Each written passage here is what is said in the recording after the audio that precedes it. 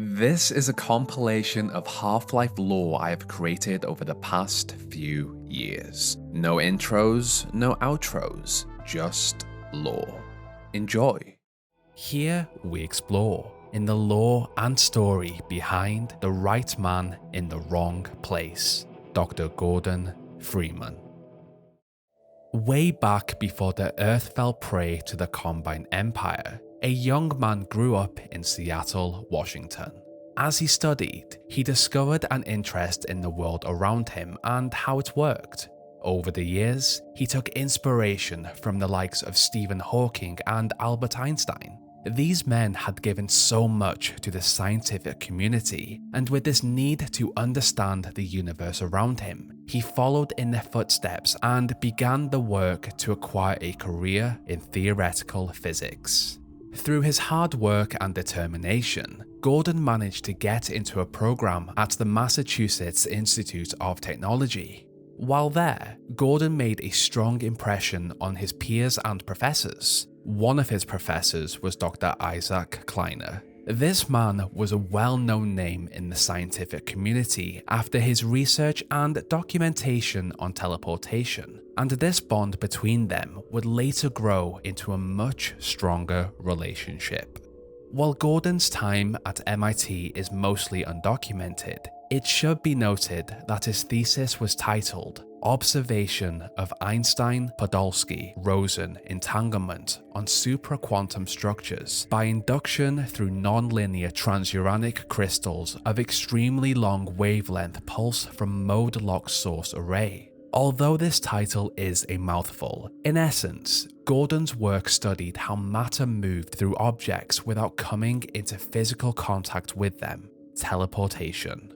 After continued persistence, Gordon graduated from MIT, and without any known dependents, he moved to Austria and became a part of the Institute for Experimental Physics in Innsbruck. Here, they worked on similar research he had dedicated his studies to, the study of teleportation, and over time, he helped them with their research and even observed a series of teleportation experiments. But with this institute rooted in academia instead of actual scientific advancement, Gordon became discouraged by the lack of development and hands-on experience, and so he looked for a new place that would progress his career in theoretical physics. As he believed he needed hands-on experience to develop his understanding, Gordon applied to well-renowned science companies, and one of these was the Black Mesa Corporation, a government-owned research facility that worked on cutting-edge scientific advancements on a daily basis.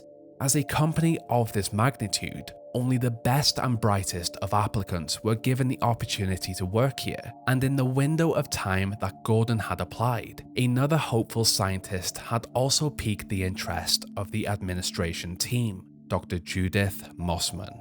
Although both of these applicants would have been a welcome addition to the facility, Gordon had an advantage. While Gordon had moved from MIT to study in Austria, his professor, Dr. Isaac Kleiner, had also left MIT and secured himself a job at Black Mesa, where he now worked as one of the core members of the anomalous materials team.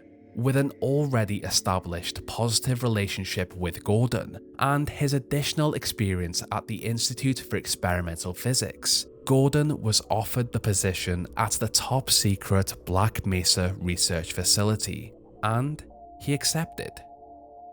The Black Mesa Research Facility conducted top-secret research and experiments, and as such, the employees here were told that they had to live on the grounds for security purposes. So, when Dr. Gordon Freeman arrived, he was given accommodation in room 309 of the Level 3 dormitories in the north wing of the complex. As a Level 3 employee, Gordon was also given access to all of the Level 3 regions of Black Mesa. In this new role, Gordon was assigned to the Anomalous Materials team in Sector C, where this department spent their days experimenting with quantum research as well as nuclear and subatomic work. Their most prominent work featured an anti-mass spectrometer that was used to analyze exotic samples secured by another team. Unknown to many, this team had actually been tasked with entering a place outside of Earth, the border world of Zen, and on their exploration of this hostile land, they brought back crystals for the anomalous materials team. It is unknown just how trusted Gordon was in his team to participate in this work, but it is known that one of his roles was as a materials handler of these exotic samples, a small but important role in this department. As time passed, Gordon grew as a valued member of the anomalous materials team, where he met the people that would change his life. He already knew Dr. Isaac Kleiner from his days as a student, and their relationship continued to blossom. He also met Dr. Eli Vance, another incredibly smart man that had just had a little girl, Alyx. In his exploration of Black Mesa, Gordon also met and became friends with a security guard, Barney Calhoun. Over time, these relationships grew where they essentially became a family. Working at Black Mesa was what Gordon had hoped it would be. He learned and experienced new things every day, and in his downtime, he spent time with his friends.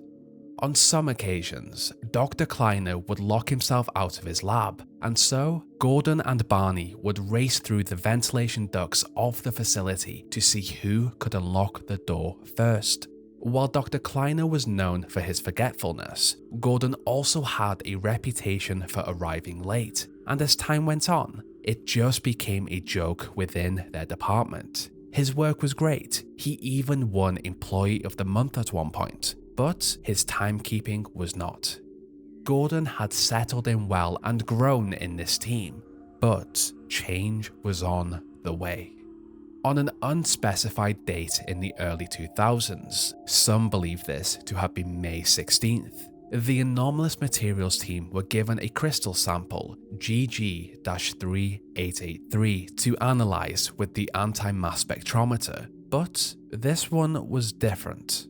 They were told that the administrator of Black Mesa, Dr. Wallace Breen, had gone to great lengths to acquire it, and he told the anomalous materials team that they needed to achieve a conclusive analysis of the sample, even if it meant going outside of the standard testing parameters to achieve it. This order immediately put immense stress and pressure on the anomalous materials team, where Eli, Isaac, Arnie, and the many others got to work. They had been used to working a certain way for so long, and there was always a risk that came with going outside of the standard protocols, but Dr. Breen had ordered them to do this, so they proceeded. There was also a shady government-looking man wandering the facility, putting those he encountered on edge. In their efforts to complete this task, the anomalous materials team increased the power of the anti-mass spectrometer well above what they had used before. The additional power needed for this machine and other pieces of equipment led to issues across the whole of Black Mesa, where machinery malfunctioned and systems crashed. This morning of stress had set the whole team behind on the experiment, but Gordon missed it all. He was running late. At 8:47 AM, Gordon began his regular journey from his dormitory to the Sector C test labs on the Black Mesa Transit System. Upon finally arriving in the labs, he was mocked by his co-workers for arriving late, but he was also informed that the experiment was running behind, and they were still figuring out some kinks. As scheduled to be a materials handler for the experiment, Gordon put on his protective hazardous environmental suit, and on his way down to the test chamber, he even visited the kitchen and for some reason turned on the microwave. This action would begin a grudge that would last for the next 20 years. Upon arrival in the observation deck of the test chamber, Gordon was updated on the situation by Isaac Kleiner and told to enter the test chamber where the stressful experiment would begin. Unknown to Gordon, his entire 27 years of life had led to this very moment that would change everything. Within the chamber, Gordon followed the instructions of his team in the observation bay, and as standard practice, he activated the anti-mass spectrometer and waited for the sample to come up from the ground. In his mind, this was a standard day. Following this, he pushed the crystal sample into the beam of the machine. Then, everything changed. As the crystal hit the beam of the anti-mass spectrometer, it shattered and flooded the chamber with exotic energy, and this eruption had cataclysmic side effects. All around him, Gordon watched as particles and violent bursts of energy struck out into the chamber. Unknown to him, this disaster had formed a resonance cascade where a hole had been ripped in space, where a bridge had been formed between Earth and the border world of Zen. This bridge in turn allowed the hostile flora and fauna of the border world to enter Earth in an attempt to claim it for themselves. In this chaos, Gordon suddenly found himself in darkness, and that was when he realized he had been teleported to Zen, and he saw up close the other life forms that existed out there in the universe. Before he could be attacked by these creatures, he was pulled back into the test chamber, and his new journey began. As Gordon recovered from the teleportation, he looked around him and saw just how much damage the resonance cascade had caused. As he navigated the Sector C test labs, he discovered the bodies of the victims of this catastrophe. These people had been his friends and co-workers, but luckily, he found Isaac, who had been injured, and Eli, who was trying to help him. Eli explained that the communication system had gone down and there was no way to call for help, and so he asked Gordon to reach the surface and bring back reinforcements. Here, he, just like the other people in this facility, worked his way to any exit he could find, but only minutes into his journey, he came upon a security guard firing at a scientist who had somehow merged with an alien creature. It was here that he realized that an alien invasion had begun and he had to be ready. So, Gordon picked up the first weapon he saw, a crowbar, and continued on his journey to escape the Black Mesa research facility. Without a functioning trans system, Gordon took to the halls and vents he knew well. In these dangerous, claustrophobic corridors, Gordon found himself continuously fighting for his life against the creatures he encountered. Headcrabs, barnacles, and vortigons to name a few. Each creature was different and more dangerous than the last, but the HEV suit he had worn to protect himself from the dangers of the anti-mass spectrometer, as well as his ability to teach himself how to fire any weapon he encountered, kept him safe. With the ability to fight off these forces, Gordon came across his peers that had barricaded themselves in safe locations where he helped them when he could.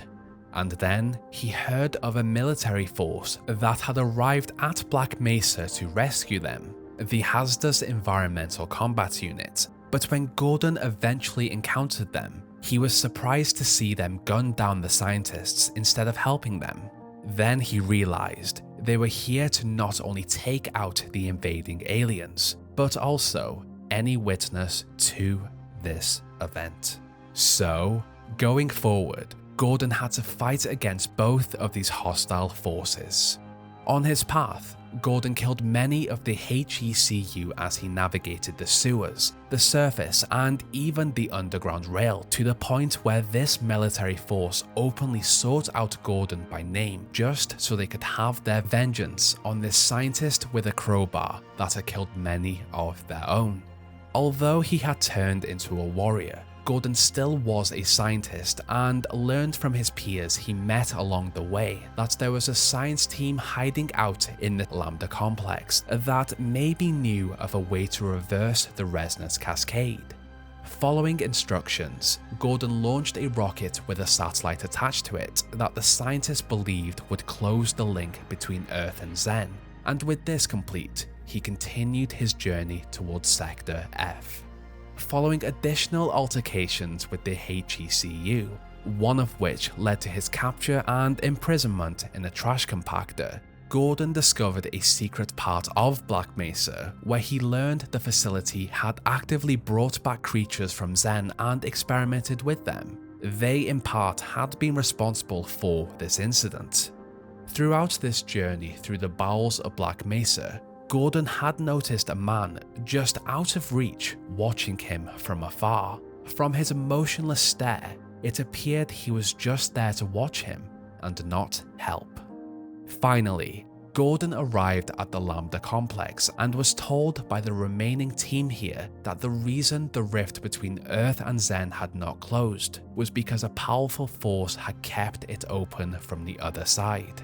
As Gordon had truly shown his ability to adapt and survive in unwinnable situations against both human and alien forces, he accepted the challenge to enter a portal to Zen to kill the creature on the other side so that the rift would close. After arriving in Zen, Gordon fought past the hostile flora and fauna and eventually came upon the lair of the Nylanth, the creature that had ordered its entire army to invade Earth, and after a brutal fight, the creature died where its hold over Earth was released. Gordon then once again found himself teleported, but not to a place he recognized. He found himself standing in front of the shady figure he had noticed watching him from a distance through his whole journey since this catastrophe had begun. The figure, the G-Man, explained to Gordon that he had been watching him and he and his employers were impressed with his limitless potential. He had survived against the odds in impossible situations and they wanted him to work for them. Due to the secretive nature of the G-Man and his employers, Gordon still had no idea what he was being recruited for or what he would have to do, but still, the G-Man gave him a choice: join them or be placed in a fight he had no chance of winning.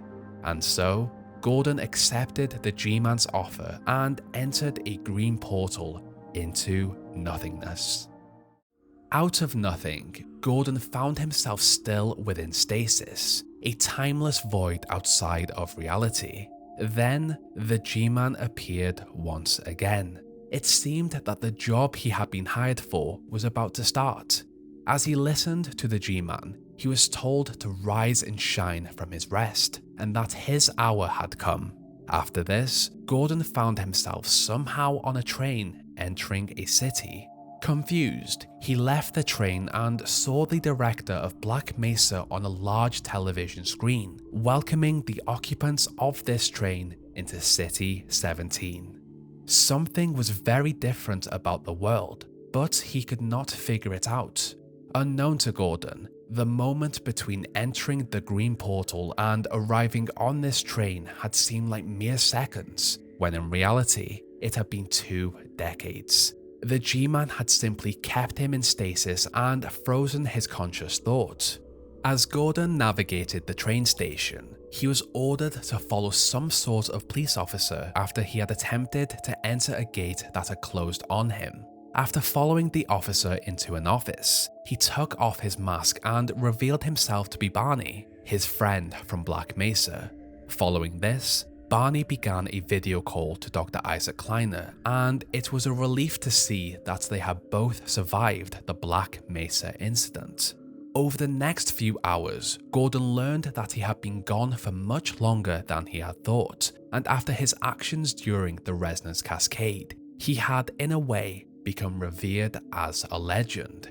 In his absence, the world had been taken over by the Combine, a multi-dimensional alien empire that had used the side effects of the Resonance Cascade to conquer Earth in a mere 7 hours. After escaping the train station, Gordon made his way to Dr. Kleiner's lab, a secret resistance base against this alien force, and on his way there, he met Alyx Vance, the daughter of Eli. But now, she was no longer a child. She was an adult. The Resistance had been waiting for a sign to fight back against the Combine, and they believed this to be Gordon's sudden return. After arriving at Kleiner's lab, he was given back his HEV suit that Isaac had kept and refined over the years. To jumpstart this revolution and to put Gordon's brain and brawn to use, Isaac decided that they needed to send him to another resistance base to work with Dr. Eli Vance, who had also survived the Black Mesa incident. But to get there, they needed to teleport Gordon and Alyx. As trouble appeared to follow Gordon, the teleportation attempt failed on his turn, where he was propelled through space into various locations across the wasteland. Unfortunately, one of these locations was the office of Dr. Wallace Breen, who, upon eye contact, instantly recognized him as the scientist that had disappeared during the Black Mesa incident. In Gordon's absence, Wallace had allied himself with the Combine and had become an enemy of the Resistance. And on a more interesting note, the Vortigaunt species who Gordon had fought during the Black Mesa incident had also joined the Resistance and saw Gordon as the person that would free everyone from the Combine reign. Wallace believed that Gordon could be a threat to this new way of life, and so he alerted the Combine of this potential threat, where a manhunt began. After the teleportation sequence ended, Gordon found himself outside of Dr. Kleiner's lab, where he discovered that he would have to make his way to Eli's lab on foot. Luckily, Barney had somehow managed to save his crowbar, and after handing it to him, he went off. As the symbol for revolution, Gordon met many Resistance members on his path, where they all regarded him as the free man, the person that would help the Resistance reclaim their planet from the Combine. The man with the symbol of the rebellion on his chest, the Lambda sign. After many battles, Gordon eventually arrived at Black Mesa East, the home of Dr. Eli Vance. But unknown to them all, there was a spy in their midst, Dr. Judith Mossman. Judith was aware of Gordon. She also knew that she had lost out on the position at Black Mesa to him, and in some aspects still held a grudge. Judith had a line of contact with Wallace Breen, and as Gordon reunited with his old friend Eli, she let the Combine know where Gordon was. Shortly after, the Combine raided Black Mesa East, but to Gordon's luck, he managed to escape, but Eli was captured. And so, Gordon traveled the wasteland to the Combine's infamous prison of Nova Prospekt to rescue him with Alyx. This rescue attempt was unsuccessful as Judith managed to teleport herself and Eli away into a secure Combine location. To make this situation even worse, the teleporter was incredibly unstable. With no moment to spare, Alyx recharged the teleporter and they escaped Nova Prospekt just before the unstable teleporter exploded, where it took out the prison with it. As Alyx and Gordon arrived in Dr. Kleiner's lab in City 17, he told them that the destruction of Nova Prospekt had occurred a week before and that they must have been stuck in a slow teleport loop. The destruction of a major Combine stronghold and the believed death of 2 strong Resistance members had led the Resistance to start the uprising. If Nova Prospekt could be taken down, then other Combine strongholds also could. As Alyx and Gordon believed that Eli had been sent to the Citadel, the home of Wallace Breen and the center for all Combine activity in the region, Gordon led the Resistance to the Citadel with the help of Barney as they took back the city, block by block.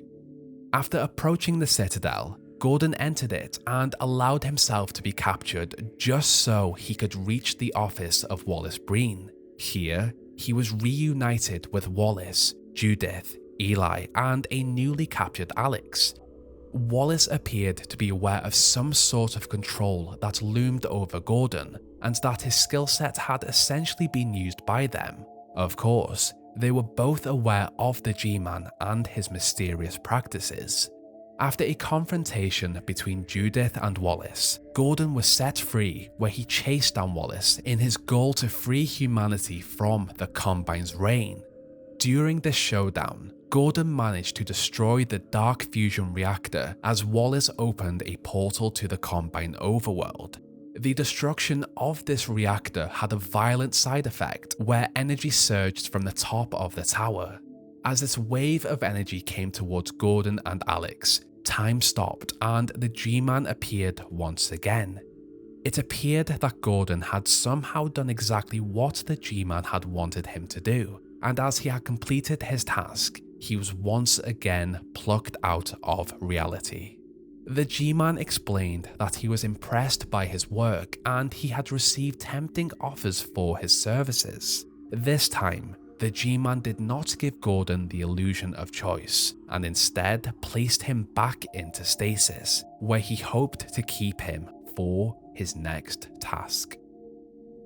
In the darkness of stasis, Gordon woke up to find members of the Vortigaunt species breaking him out of the G-Man's prison. As they worked to complete their task, the G-Man entered, but he was unable to stop them. Then, Gordon awoke on Earth again. This time, not a lot of time had passed, and he was reunited with Alyx. Over their adventure together, they had grown extremely close, and they would have many more battles ahead. The destruction of the dark fusion reactor at the top of the Citadel had left the entire structure in meltdown, and it had also cut off the Combine's connection to Earth. This is what the Resistance needed, but the Combine were also waiting for the Citadel to explode so that this energy surge would send a distress message to the Combine overworld and begin the formation of a superportal. With his aim to stop this from happening, Gordon re-entered the Citadel with Alyx and secured the core of the Citadel, just so they and the refugees still stuck in City 17 would have enough time to escape the city before its inevitable explosion. And during their time in the Citadel, Alyx and Gordon discovered the coordinates of the Combine overworld and a message from Judith Mossman on their system, which they stole. Then, in a race against time, they escaped the city as it exploded. With the fall of City 17, the Resistance had moved to another base out in the wasteland, White Forest, and with the information they had stolen from the Citadel, Alyx and Gordon made their way there to play their part in the closing of the superportal. But the Combine were aware of the information they had stolen and attempted to stop them on multiple occasions, one of which led to a brutal assault on Alyx. But to her luck, the Vortigaunt were close by and helped them on their journey. Eventually, Gordon and Alyx arrived at White Forest and helped defend it against desperate Combine attacks as the Resistance scientists developed a rocket with an attached relay device to close the forming superportal, effectively mirroring the actions of Gordon during the Resonance Cascade when he had launched a rocket to sever the link between Earth and Xen. One of the scientists working on this rocket was Dr. Arne Magnusson, who still remembered his last moment with Gordon before the Resonance Cascade. The moment when Gordon had microwaved his casserole to the point of explosion. But Gordon had led the Resistance to this point, and so Arne in a way forgave him for the casserole incident. In a tense fight, Gordon and the Resistance fought against the Striders and Hunters that breached White Forest's perimeter. These creatures had just one goal: to destroy the rocket. At this point, Gordon had survived so many impossible situations, and he once again used his skills to fight against these creatures and gave the scientists the time they needed to complete the rocket. After another victory, Gordon, Alyx, Eli and Arne launched the rocket and watched as it flew towards the forming superportal. In this moment, Eli took Gordon aside and thanked him for all of his work and told him that he could not have been prouder of him even if he was his own son. As the rocket hit the superportal, it closed and gave humanity their chance to completely reclaim their planet from the leftover Combine forces on Earth. These forces were now cut off from the Combine overworld and had to rely on each other without backup. Although the super portal had closed, the Resistance still had urgent issues they had to deal with, one of these being the rescue of Dr. Judith Mossman from the north after she had discovered the Borealis, a potentially extremely powerful piece of technology that could aid the Resistance in their mission to completely rid the Combine from the planet. So, Gordon and Alyx made their way to a hangar, accompanied by Eli, who wanted to wave them off. Unknown to them, the Combine had not given up and were desperate to stop any more Resistance wins. So, 2 Combine advisors struck the hangar and attacked the trio. To their luck, a Resistance robot, Dog, dropped in from the ceiling and helped to stop this attack. But there were still casualties. They were 1 person down, but they did not have time to mourn the lost. There was still a mission to complete in the north, and Gordon was the man to do it. The man with a crowbar. Once a simple scientist that wanted to explore the universe, Gordon Freeman essentially got what he wanted, just not in the way he expected to. The right man in the wrong place can make all the difference, and Gordon truly did. Over his 20-year disappearance, the various factions he had encountered during the Black Mesa incidents all remembered him for different things. The scientists saw him as a savior.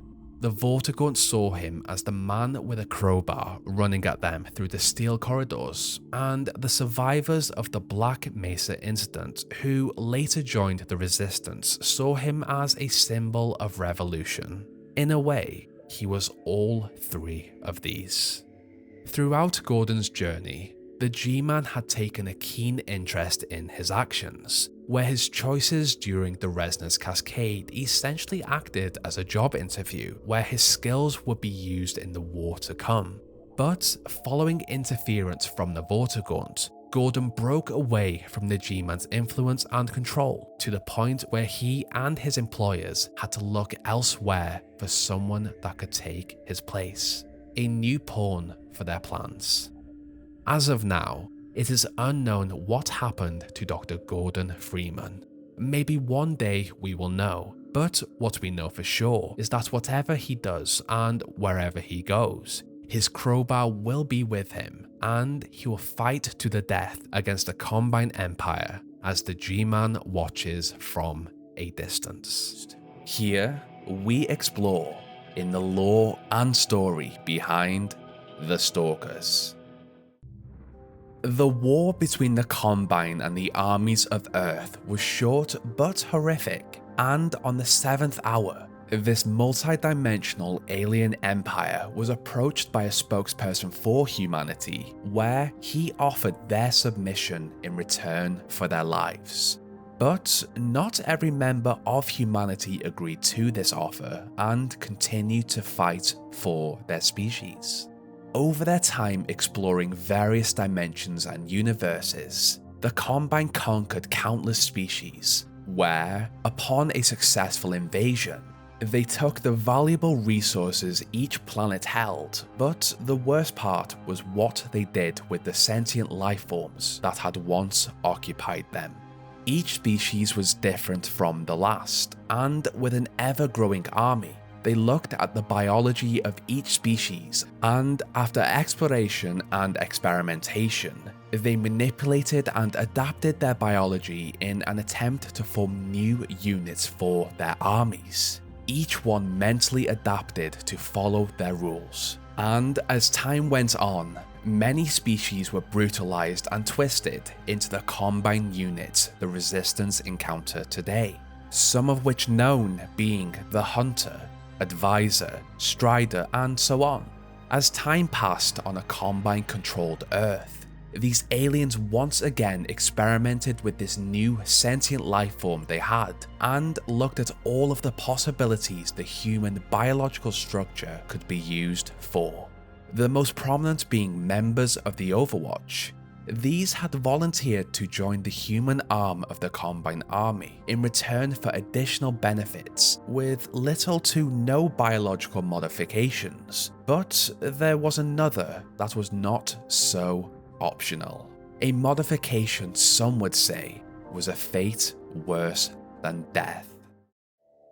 The Combine, for the most part, held control over the population of planet Earth extremely well. But with every species that endures an invasion, there will always be outliers that continuously fight back with the aim to return life to the way it was. The Combine were of course aware of these outliers, and so they devised a way to put a stop to these resistance fighters while simultaneously growing their armies and workforce, where they developed the Stalker. The Combine chose the infamous prison of Nova Prospekt to set up their production of this new edition. This was likely due to it already being a place that the human population feared, and where they already had a large quantity of prisoners to experiment on, the majority being captured resistance members, and the unfortunate few who were simply in the wrong place at the wrong time. While Nova Prospekt was one of the known locations of this barbaric procedure, there may have been other factories across the wasteland. Once selected, the humans were adapted. In this surgical procedure, their hands and lower legs were amputated and replaced with metallic limbs. This adaptation was chosen for two reasons. The first, limited mobility so that the Stalkers would stay in one location, and the second, so that these new limbs could interface perfectly with Combine terminals. The most terrifying transformation was found on their faces, where the Combine chose to destroy the face completely and instead installed a faceplate that allowed them to activate and deactivate the Stalkers when not in use. This also came with mental conditioning to even allow such a feat on the human brain, where it could be turned on and off on command.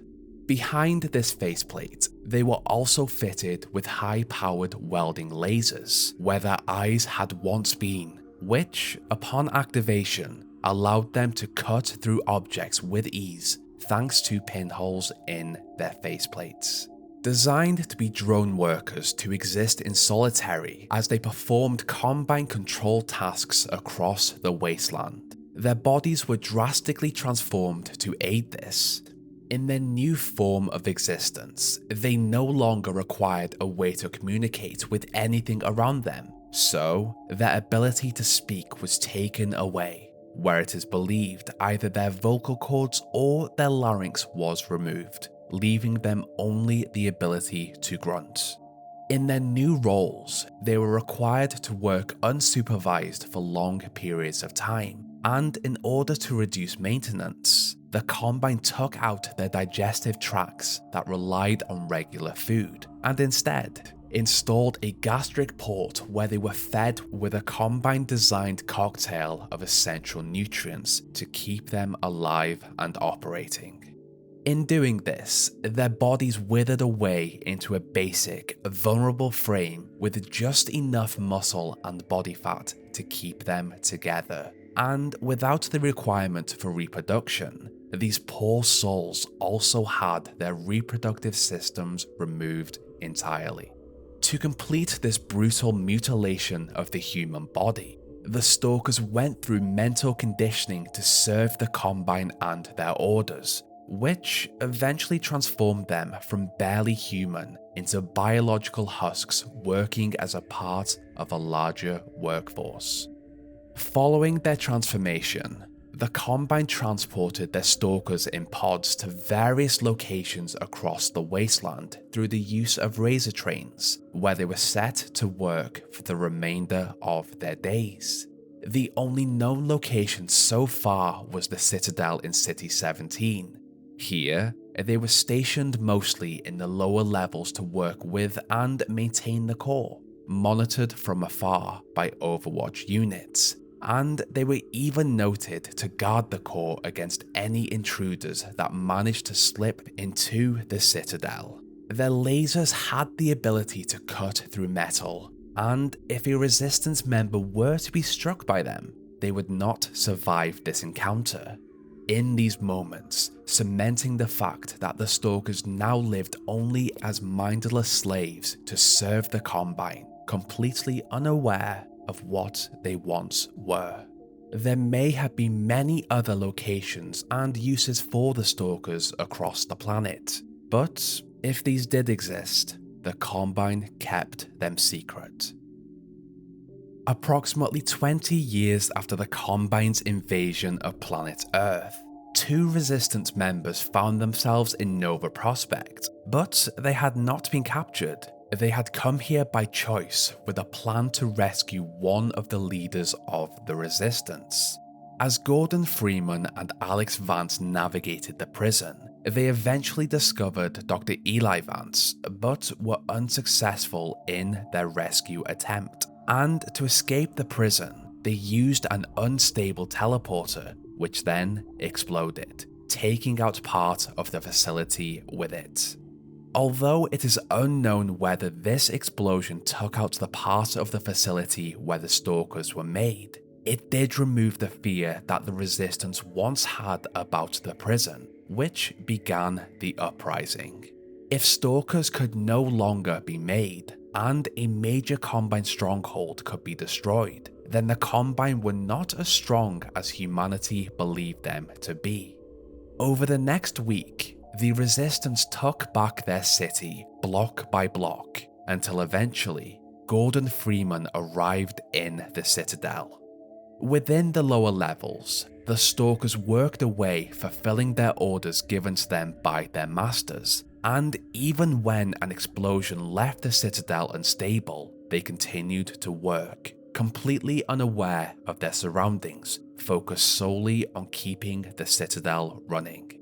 The explosion had been the destruction of a dark fusion reactor on top of the giant structure, which, in turn, had cut off the Combine's connection to their overworld. So, in a desperate attempt to reclaim their hold over Earth, they essentially set the Citadel to self-destruct to use the energy from this explosion to send off a data packet in the hope to get reinforcements. But to keep the Citadel running until they could manage this, the Stalkers continued to work, unaware of what was happening around them.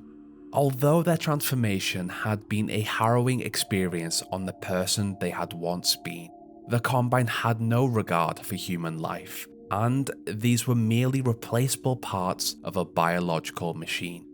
Over this tumultuous time, the Citadel did fall, where all of the Stalkers inside were destroyed with it. In a way, this wave of power released these poor humans from a tortured existence, even if they were not aware of it. It is likely that the creation of Stalkers may have been the worst fate that a human could go through in a Combine-controlled universe. But the universe is a big place, and there may be many other horrors out there. Without an active Nova Prospekt to create new Stalkers, and with the Resistance fighting to reclaim their planet, it appears that the Stalker population in existence may very well be the last. These people had once been champions for change, reduced to mere cogs in a giant Combine machine through a barbaric and evil procedure. And as for the remaining Stalkers in existence, there is hope that the Resistance will come across them and finally allow them peace from an awful existence. Now, I absolutely love the lore and story behind the Stalkers in Half-Life because this is one of the darker parts of the world that just show how evil and merciless the Combine are when interacting with humanity. But they were actually intended to have a different function in the story. According to Ted Bachman, one of the developers on Half-Life 2, he stated that the Stalkers originated from the idea that they wanted to create something that crept around in the shadows and lunged at the player. This then turned into something more horrific that the Stalkers were actually victims to. This is genius as it does put the player in a moral dilemma really, As Ted puts it, it is a more horrific situation than coming across something that just wants to eat your brains. It's a smart move and absolutely added more to the lore in the world. Moving on, Mark Laidlaw then said that after they came up with the Stalkers having this tragic backstory, they then did their best to make them as creepy as possible by having them crouch down and follow the players around from behind until they turned around, which eventually acted as a jump scare. There were other ideas where the player would use the Stalkers to solve puzzles by manipulating their lasers to cut through objects like metal sheets and beams. But in Mark Laidlaw's words, this came across as scripted and stagey, and although it sounded great in concept, it just wasn't fun. So they decided to revert to what we have now, where the Stalkers are essentially objects in the Combine's army. My take from this is that I would have absolutely loved the whole stalking the player feature. I like horror games, and I feel like it could have added a bit more to the game, where the Stalkers were mentally conditioned for different parts in the army. Maybe some were used to operate machinery, and others were used to hunt down resistance members. That's my thought on this anyway. The concept art I have been showing throughout this section really captures the tragic nature of these creatures, if I can call them that. They're barely human after the Combine's awful transformation of them, and I truly believe this is one of the worst things that could happen to someone. We explore what we know behind the lore and story of the 7-Hour War. The aggressive and destructive nature of the Universal Union was felt by those who were unlucky enough to have been discovered by them. This combination of multiple species had once been free, but upon their contact with this dominating force, each had been conquered, mutilated and indoctrinated into new weapons, soldiers and workers in an ever-growing army. Many intelligent civilizations across the multiverse had fallen to the Universal Union's goal to conquer and harvest all sentient life. They had developed incredibly advanced technology as a result of their contact with these species, and these global wars were much shorter than the wars they fought themselves against each other. Planet Earth was home to the human race, and for the short time that humanity had evolved and begun to learn about their planet and the universe around them, they would not be aware of the dark shadow that plagued all life until it was too late. By the 2000s, science facilities had been set up and run across the globe where many advanced experiments took place and technologies were developed in order to understand their universe more. On May 16th of a year in the early 2000s, an experiment at the top-secret Black Mesa research facility in the New Mexico desert went wrong. This experiment resulted in a resonance cascade and ripped open a dimensional tear between planet Earth and a border world called Zen. This rift brought through the creatures of this border world that had once called it home, and they swarmed the facility. The personnel within and even a secret sect of the United States government attempted to contain the problem, and for the most part, they were successful. They stopped the resonance cascade and closed the rift, and yet, this one event within a secret government research facility would affect the whole planet. There were hidden forces watching from afar that had set events in motion that would be difficult to stop. The administrator of Black Mesa, Dr. Breen, had pushed his staff to perform this very experiment against their objections. This experiment had used a crystal sample that forced the scientists to adjust their safety parameters, and thus they had failed when it all went wrong. This was always meant to happen. This was no accident.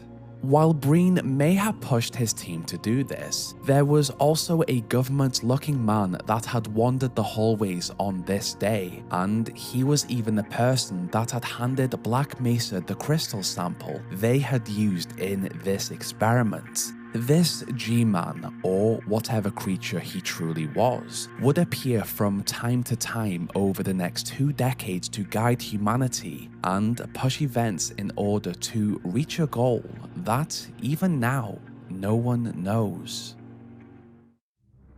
Outside of the disaster that was the Black Mesa incident, it appeared to be a regular day for the rest of the population of planet Earth. Then, something appeared out of nowhere that was out of the ordinary. A window into another world. These windows appeared all over the planet, and while they may have been interesting to look at and through at first, what came from them changed everything. From these windows came the Xenian creatures that had attacked the Black Mesa facility, and on sight of humanity, they struck.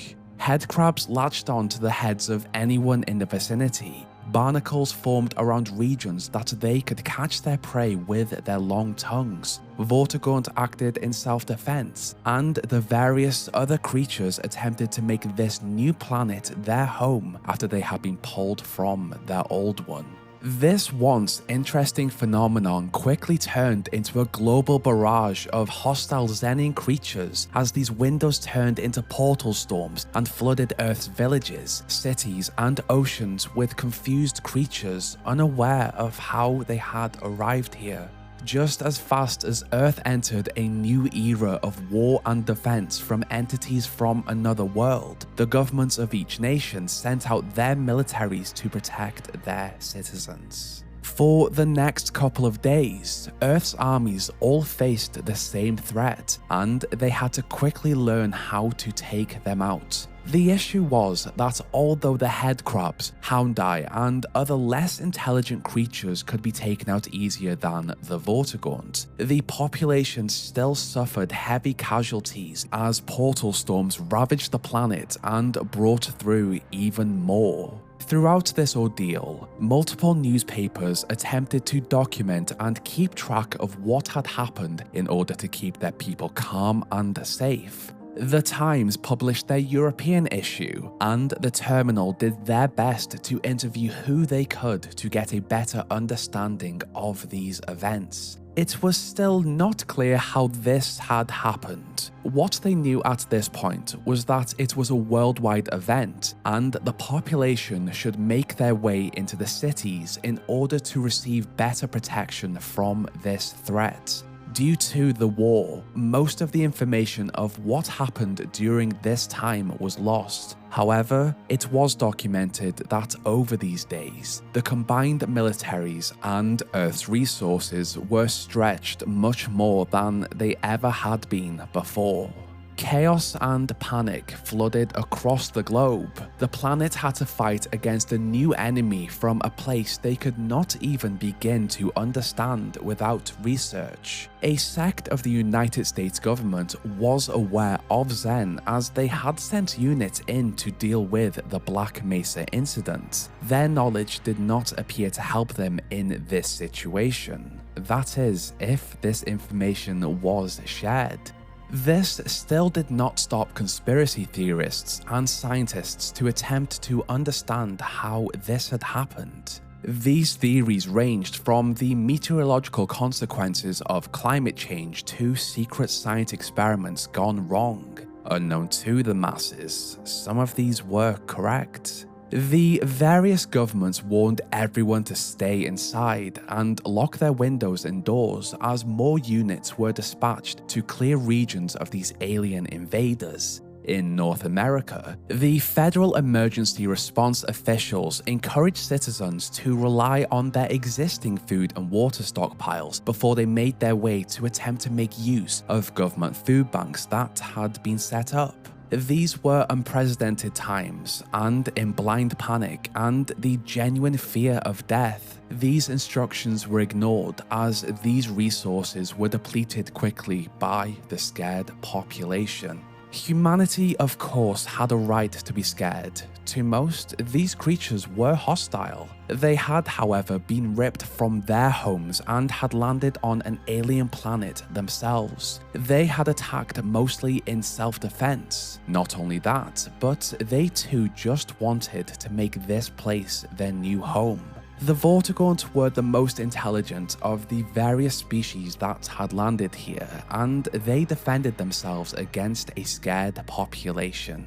In the matter of around 2 days, the portal storms had left Earth's resources and armed forces stretched out to an almost breaking point, a high death toll, and a panicked population. Yet, these portal storms continue to bring through new waves of creatures. Earth was at the weakest point it had been in for centuries.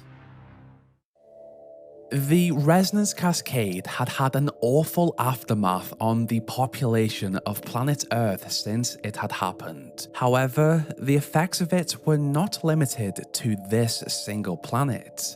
Xen had also been affected by this dimensional rift, and this amount of destruction echoed across the universe. The Combine noticed that something unnatural had occurred, and they made their way to whatever had caused the resonance cascade. As they looked over Earth from afar, just out of reach, they saw that this was an intelligent race to conquer. Not only that, but this species already appeared to be at war with the species that had arrived from the other side of the dimensional rift. Earth's forces grew weaker by the hour due to the Xenian infestation. It is very likely that from this distance, the Universal Union used their advanced technology to observe how this planet was structured, how it had divided borders between nations, and where the weak points were in each of these. This was not the first time assaulting a planet, and at this point, they knew exactly how to dismantle a system that had grown over thousands of years. Then, the Universal Union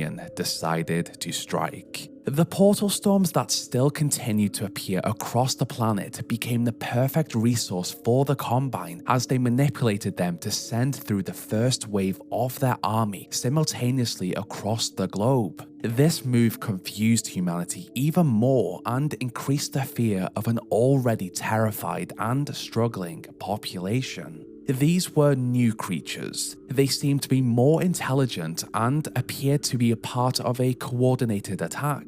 In New York, Striders roamed high above the city buildings and fired upon anything around them, and as those who attempted to flee this region ran away from the chaos, they watched in horror as the United Nations Secretariat building was demolished by an orbital strike. This action confirmed to each governing body of planet Earth that this was actually a coordinated attack from an intelligent alien force. This worldwide crisis changed Earth as humanity knew it. In chaos, the food banks depleted, everyone stayed inside to stay safe, and the stock market crashed. As the already struggling militaries of Earth fought against this new foe, they tried to figure out if the portal storms had been created by this alien force, or if they had just been manipulated by them. Were the creatures they had already lost a lot of the population to the first wave of this invasion, or something new? As a part of the United States government had known about Black Mesa's exploration of Xen and had prepared the Hazardous Environment Combat Unit to clean up the mess of the Black Mesa incident before it had even happened, many questions do pop up here. Did they alert the rest of the population of planet Earth of Xen and the difference between the Xenian creatures and whatever this new force was? How did they know that the Black Mesa incident was going to happen before it did? Was there a larger plan at play here? And was this planned? The Terminal and the Times continued to document what they could and sent out issues of their newspaper to everyone they could to inform them of the latest developments. In these issues, they reported that prominent biologists and zoologists believed that the giant tripod creatures that towered buildings and the various other units sent through in this new wave of chaos were a species distinct from the lethally aggressive creatures that the planet had already fought. Many felt helpless, and even the attempt to understand what had happened at least kept their minds active as the Combine decimated humanity's military forces. Humanity was weak, but they fought. However, after the Combine had destroyed the basic infrastructure of this planet, they sent through their next wave. Dropships brought in reinforcements, more tripods appeared, advisors, hunters, gunships, and many more. This was their actual invasion, and the human death toll skyrocketed. On top of this, the Vortigaunts also fought against this threat. This species themselves were survivors of this universal union and had found refuge in Zen, only for them to face them again. As the hours passed, Earth's resources reached a breaking point, and the Universal Union's forces continued to flood through from the portal storms. Then came one man that would become hated by the whole of his species, Dr. Wallace Breen.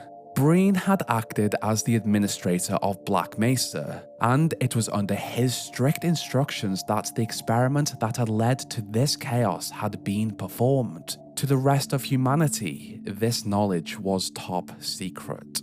Dr. Breen contacted the United Nations, and he told them that he had discovered a way to communicate with their invaders. Wallace did not tell them how he had managed this. The war between Earth and the Universal Union had waged on for close to 7 hours at this point, and in this short time, the leaders that remained of each nation were desperate. Humanity was on the verge of extinction if something was not done. To save their species, the United Nations gave Dr. Wallace Breen the approval to negotiate for peace at any cost on behalf of all the national governments of planet Earth. With the United Nations' permission, Breen offered the Universal Union the complete submission of humanity in return for their lives. The Universal Union in turn accepted this offer, and thus the war stopped. This was by far one of the shortest wars in human history at a mere 7 hours, but it was also one of the most deadly. Yet, could it have been avoided?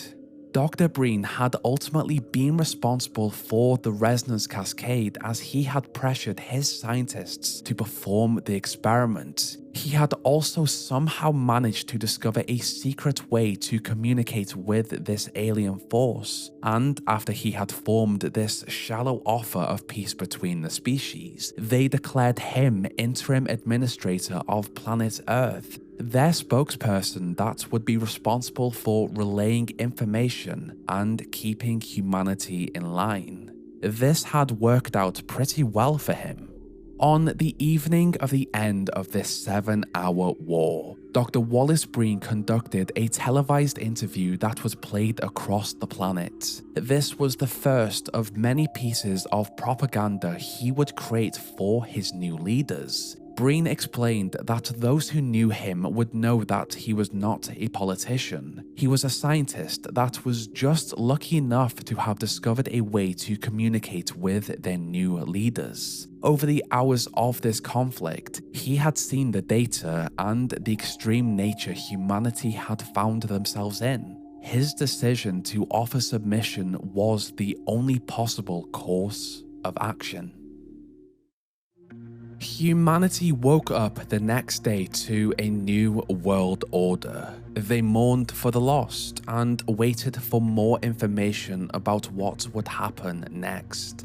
All governmental control had been relinquished to their new leaders, the Universal Union, also called the Combine by others. This war was as unprecedented as it was brief. The Times and the Terminal still continued to report on the events that had occurred. Psychologists and disaster response experts advised the public to continue to remain in their homes. Reports from North America showed that they were still not completely sure what this negotiation actually meant for their country or for humanity, only that this deal had stopped the war.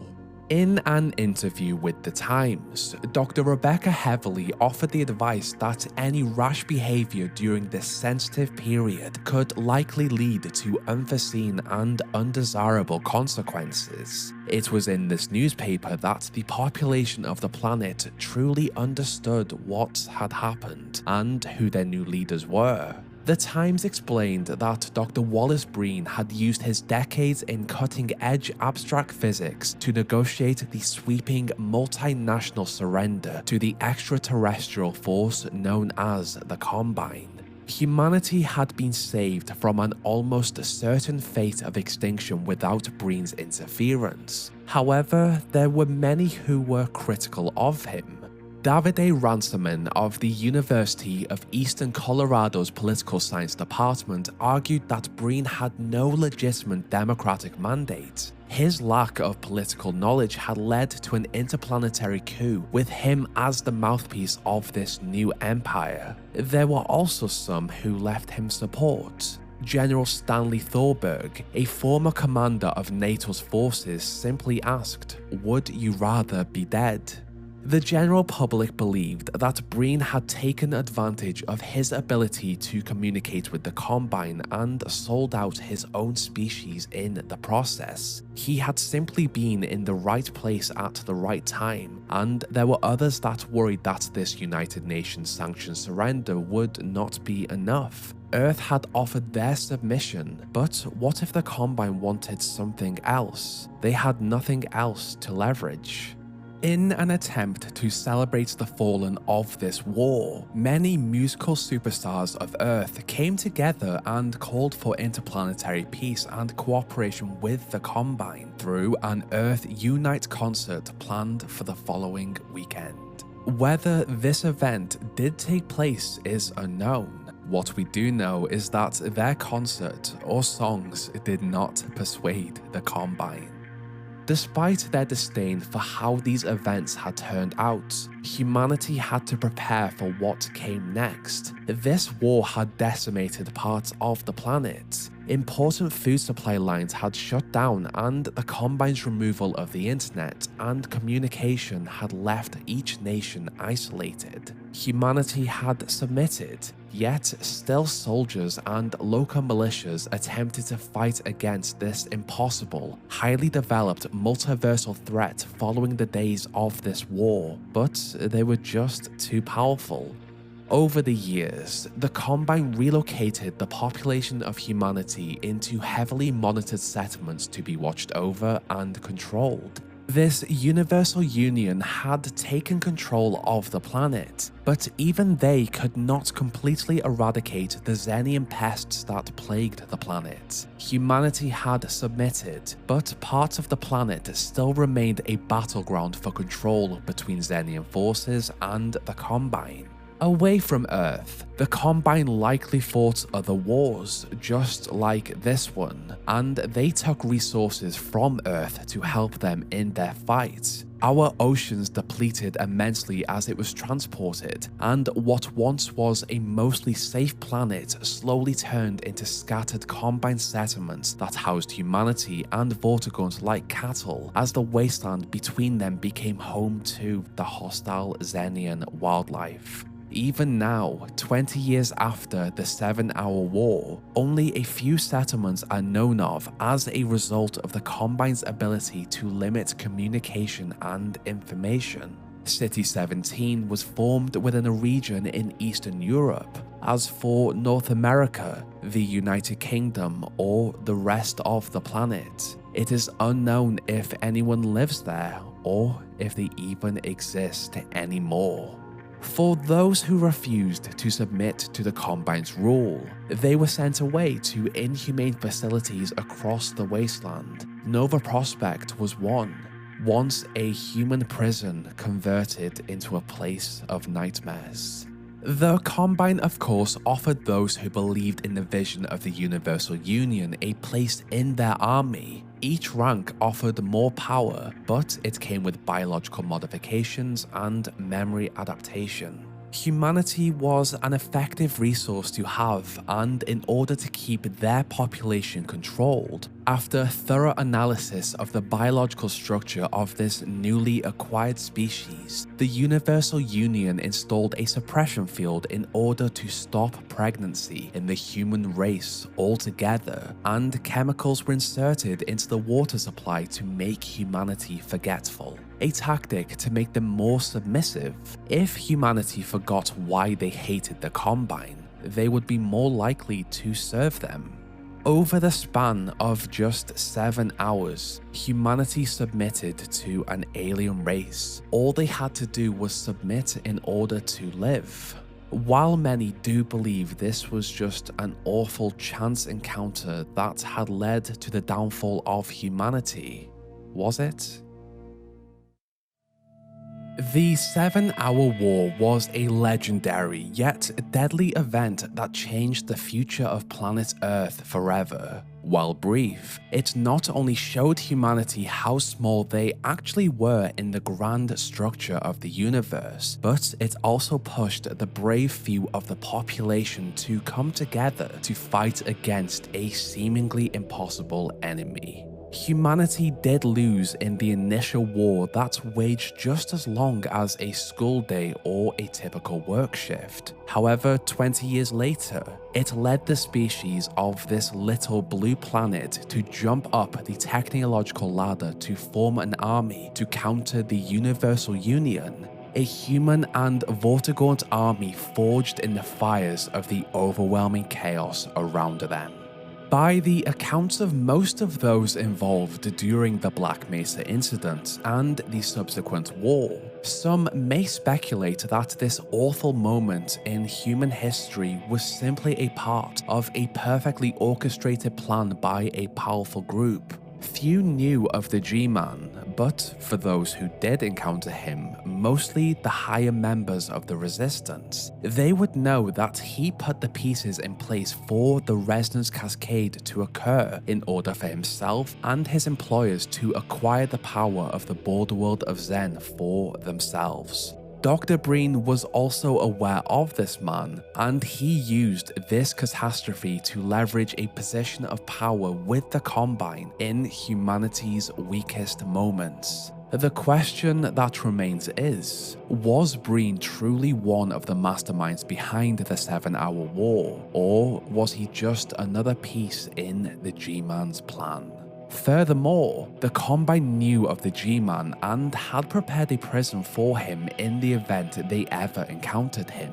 A strong prison designed to hold only the most powerful of creatures. Creatures with the ability to quickly move through space, freeze time and nudge the past, present and future. Abilities the G-Man used frequently. He had seen the arrival of the Combine on planet Earth as a result of the Resonance Cascade. There had to be a reason for him to push this to happen.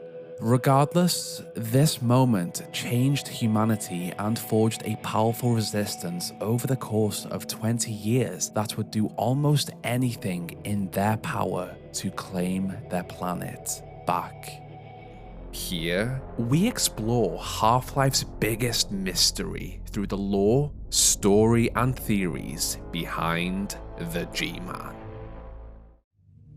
The border world of Zen offered incredible power, connection, and sanctuary to whoever or whatever controlled it, shifting across realities and dimensions. Zen connected to many worlds, becoming home to creatures like barnacles, the Nylanth, the Vortigaunt, and Houndai. Nothing was native to Zen. It picked up life as new worlds connected to it. As one of these, the Nilanth, a being of incredible power, found sanctuary and dominance in Zen after its species was wiped out by the Combine, a union of nightmares. Back on Earth, around the 1960s or 70s, the Black Mesa Research Facility discovered Zen through teleportation experiments. Survey teams were sent to explore, document, and bring back samples, despite the dangers. The crystals they found here were composed of both normal and exotic matter, the latter consisting of antimass. To study these, Dr. Rosenberg designed the anti-mass spectrometer, which was constructed in Sector C for the anomalous materials team to use. During this period, the extent of the G-Man and his employer's influence over Black Mesa's discovery of Zen remains unknown. He was part of a secret interdimensional organization that worked in the shadows. At the top were the employers. Below them, the agents. This is the position the G-Man held, and below them, the soldiers hired to complete tasks. These soldiers, stored in stasis outside of space-time after they were hired, were unaware that they were pawns in a larger game. Their contracts sold to the highest bidder for their services. What the currency or goals were remain mostly unknown, yet as the story continued, several of these goals and hired agents were revealed, showcasing the G-Man and his employer's ability to manipulate humanity, space, and time. As certain events had to occur to complete their contracts, agents such as the G-Man watched from a distance to intervene if necessary if deviations from a plan happened. Essentially, he was a glorified babysitter. The actions of the G-Man are pretty much unknown before around May of a year in the early 2000s. After this point, his appearances became more prominent and direct as his mysterious employers had a goal in mind. They wanted control of the border world of Zen, a goal that would change everything. With power over time, they saw a timeline in which they could make this possible. They just had to nudge certain people to make this a reality. The G-Man got his name from his appearance as a regular G-Man. He was secret, authoritative, and wore a suit. He appeared to be a member of the United States government with a high security clearance. He was known to and had some sway over Dr. Wallace Breen, the administrator of Black Mesa. Regardless of how he obtained this position, he used the power to his advantage. His briefcase contained an identity card, a handgun, pencils, and a sheet of paper. He appeared to be human with a high level of control, or something that mimicked the appearance of a human. This is something that will be explored later. To secure control over Zen, the Nilanth had to be taken out. In order to do this, several things had to be set in motion. On May the 3rd, the G-Man traveled to the Santiago military base. From reports of some of the Marines there, they believed he was from a secret branch of the government in search of recruits. To those in charge, he requested a team trained in indoor strategic combat for a mission at the Black Mesa Research Facility. A few days later, on May 7th, he returned to the base and appeared to focus his attention mostly on one of the recruits, Corporal Adrian Shepard. To Shepard, he looked more like a lawyer or insurance agent. On May the 9th, the Marines were told that they would spend the next week training at the combat simulation facility for a mission, and from rumors, they heard the name Black Mesa. With the Hazardous Environment Combat Unit in training, on around May 11th, a Zenian crystal sample, GG-3883, was delivered to Black Mesa. According to Dr. Rosenberg and Dr. Keller, it was delivered under mysterious circumstances. It has not been confirmed who this was delivered by, but it is believed it was brought in by the G-Man. Dr. Colette Green later evaluated this sample and discovered that it was the purest and largest sample they had acquired so far from Zen. Because of this, the Office of the Administrator ordered that it replace sample EP0021 in an upcoming experiment. The Office of the Administrator also ordered that to study the sample properly, because of its size and purity, they would have to violate the normal anomalous materials handling protocol and adjust the safety parameters of the anti-mass spectrometer. This order put stress on the team as they attempted to prepare for their test in time. As May 15th arrived, it was confirmed to the HECU that their upcoming mission would take place at the Black Mesa Research Facility. They just had to wait for it to happen, whatever it was. Corporal Adrian Shepard would also be on this team. With the crystal sample GG-3883 in place to be tested, the HECU prepared to be sent out for an event, and an even more secret team, the Black Ops, were on standby for another secret mission. Over in Zen, the Nylanth appeared to also be aware of something on the horizon. This creature had escaped the torture of the Combine and sought out a new home to hide from them. It was also aware of the G-Man, that he was not a man at all but something else. It was aware of the human survey teams that had traveled to Zen and waited for an opportunity to send through its slave army of Vortigaunt to claim Earth for itself. There were also other factors at play. Dr. Gordon Freeman was scheduled to deliver the crystal sample into the beam of the anti-mass spectrometer. This was essential to their plan. Race X would discover Earth through Zen and various other smaller factors that may or may not have also been manipulated through the efforts of this secret interdimensional organization. The G-Man and his employers had put everything in place they needed to claim Zen. They just had to make sure everything played out as they planned. A regular experiment in Sector C of Black Mesa was normally stressful, yet with a sample of a much larger size and purity, the anomalous materials team were under significantly more pressure. The administrator wanted conclusive results for this sample, and to achieve this, they had adapted the safety parameters and decided to boost the anti-mass spectrometer's power to 105%. It was a gamble, but they needed the extra resolution. This gamble, they feared, could trigger a resonance cascade, but that only had a small chance of occurring. Several scientists were completely against these adjustments but were forced to proceed. As the G-Man arrived on site, he observed as Blackout knocked out entire regions of Black Mesa as a result of the additional power requirements. On his tram ride in, he took note of Dr. Gordon Freeman, someone who would be invaluable to the plan ahead.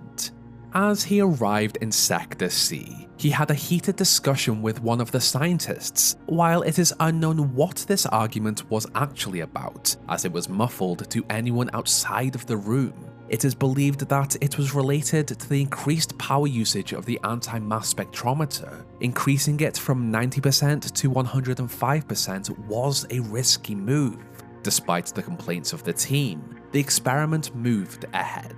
Freeman entered the test chamber, activated the anti-mass spectrometer, and waited for the crystal sample to arrive. Meanwhile, the G-Man approached a very cautious Dr. Eli Vance and warned him to prepare for unforeseen consequences. Eli had thought about stopping the experiment, but even in this moment, he chose to follow the orders of the administrator anyway. As foreseen, the G-Man watched as Dr. Gordon Freeman pushed the crystal sample, GG-3883, into the beam of the anti-mass spectrometer and it shattered. The exotic energy inside flooded the chamber with the energy the anomalous materials team had sought to analyze. This chain reaction triggered a resonance cascade that ripped open a tear in space between Earth and Zen. just as planned by the G-Man and his employers, the Nylanth teleported its slave army of Vortigaunt through to Earth inside the Black Mesa facility to secure it as a new home, safe from the Combine. With Zen connected to Earth, the G-Man turned his attention to Dr. Gordon Freeman. The right man in the wrong place could make all the difference in the world, and this scientist would ensure their control over Zen.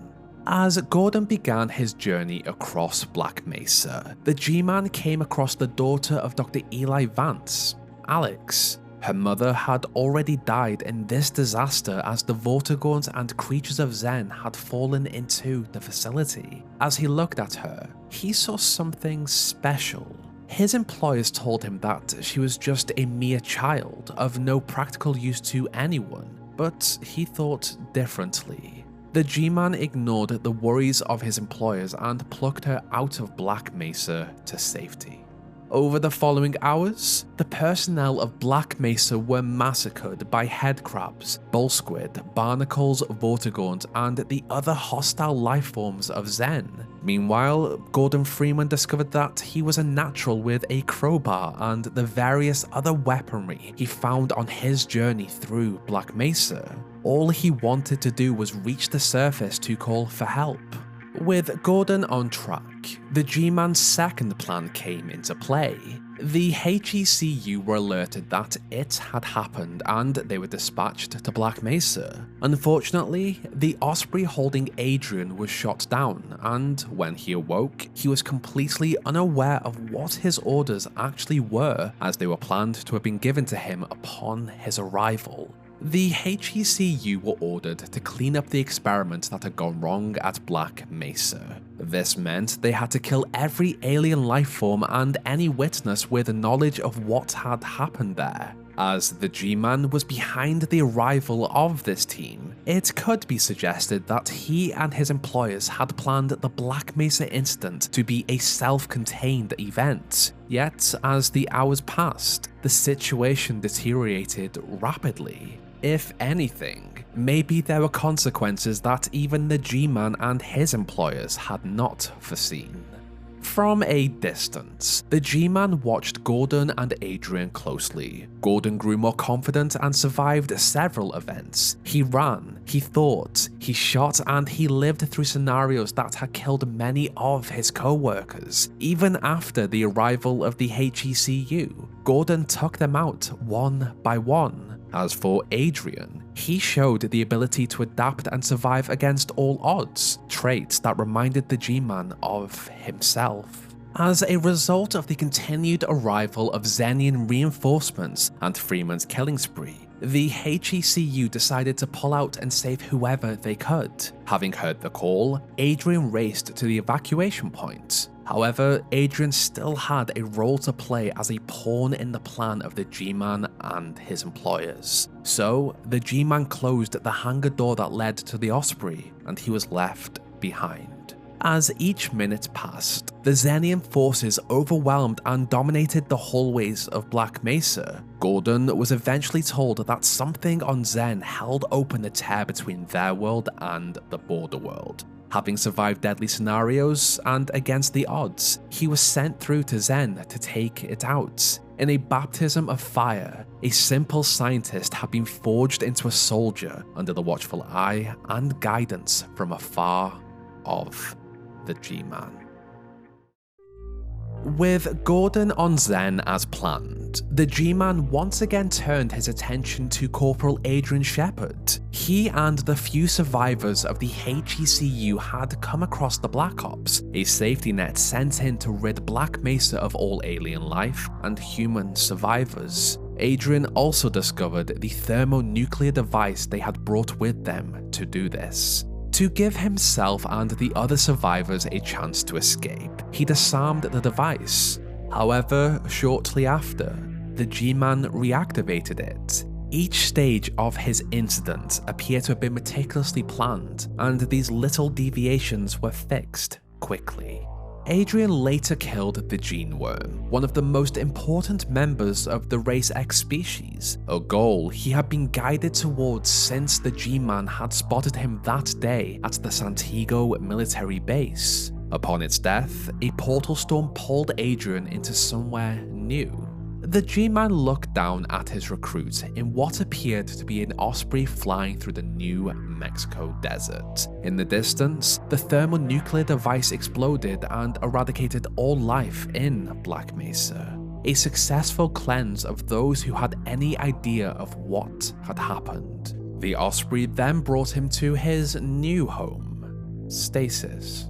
Throughout this incident, the G-Man had teleported all across Black Mesa to ensure that specific actions occurred at the right time and that there was no deviation from the plan.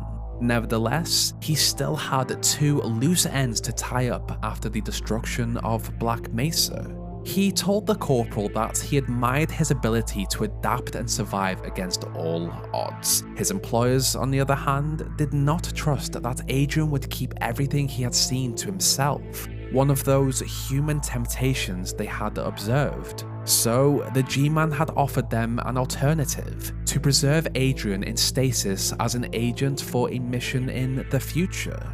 There, he could be stored safely so that he could cause no harm and no harm could come to him. A choice that had been made for Adrian. In doing so, the G-Man had hired a new recruit against his will, whose services could be sold off. With Adrian dealt with, the G-Man had one more loose end: Freeman. Over in Zen, the Nylanth understood what had happened and how its loss of control over Zen had been manufactured by something that was not a man. The creature also knew that this entity waited for Gordon. Regardless, the Nylanth put up a fight against the scientist, but it was not enough. The death of the Nylanth triggered many events. Gordon was pulled from danger by the G-Man. The entity removed Gordon's weapons as he claimed they were government property. He told Freeman that because of his actions, the border world of Zen was under his and his employer's control. The plan had worked and they had got what they wanted. His employers were also impressed by Gordon Freeman's actions during this incident and wanted to offer him a job. The specifications of this job were not explained, and Gordon actually did not have a choice. He either stepped into a portal created by the G-Man, or he was offered a battle he had no chance of winning. Gordon would be an incredibly valuable asset in the future. With this Hobson's choice, Gordon entered the portal, and he too, just like Adrian, was stored in stasis for future use. For the most part, the taking of Zen was successful. Not only had the G-Man and his employers acquired access to a border world with connections to so many worlds, but they had also hired two strong assets, Dr. Gordon Freeman and Corporal Adrian Shepard. The Black Mesa incident was a perfectly orchestrated moment in human history. But for the G-Man, it was a worthy sacrifice for the control of Zen. But why did he send Gordon to fight while having control over space and time? Well, the Nylanth and the Vortigaunt had control over an energy source called the Vortessence. The Vortigaunt, as slaves of the Nylanth, were able to use the power to limit or even completely remove his abilities. On one occasion in the future, this green energy was used to hold the G-Man in place without access to any of his powers. So it made sense why they sent Freeman. It appeared that the G-Man and his employers had done everything in their power to limit the aftermath and even the knowledge of this incident, which begs the question: was the arrival of the Combine on Earth an unforeseen consequence of the acquisition of Zen? The Resonance Cascade had alerted the Combine Empire of the existence of planet Earth. Just as they had done to so many other planets, they attacked and conquered it with their vast army. Over the next 20 years, humanity was subjected to some of the worst treatment imaginable as the Combine harvested what they needed from the planet. As for the G-Man and his employers over this period, their actions are unknown. Why they wanted Zen and for what reason has never been revealed. However, after 2 decades away from his planet, the employers had a new task for Gordon. As stated, the placement of Gordon could have been something the employers wanted to happen, or his services could have been paid for in a contract. Regardless, the G-Man entered stasis to put Gordon Freeman in place for a new mission. Rise and shine, Mr. Freeman. Rise and shine. Not that I wish to imply you have been sleeping on the job. No one is more deserving of a rest, and all the effort in the world would have gone to waste until... well, let's just say your hour has come again.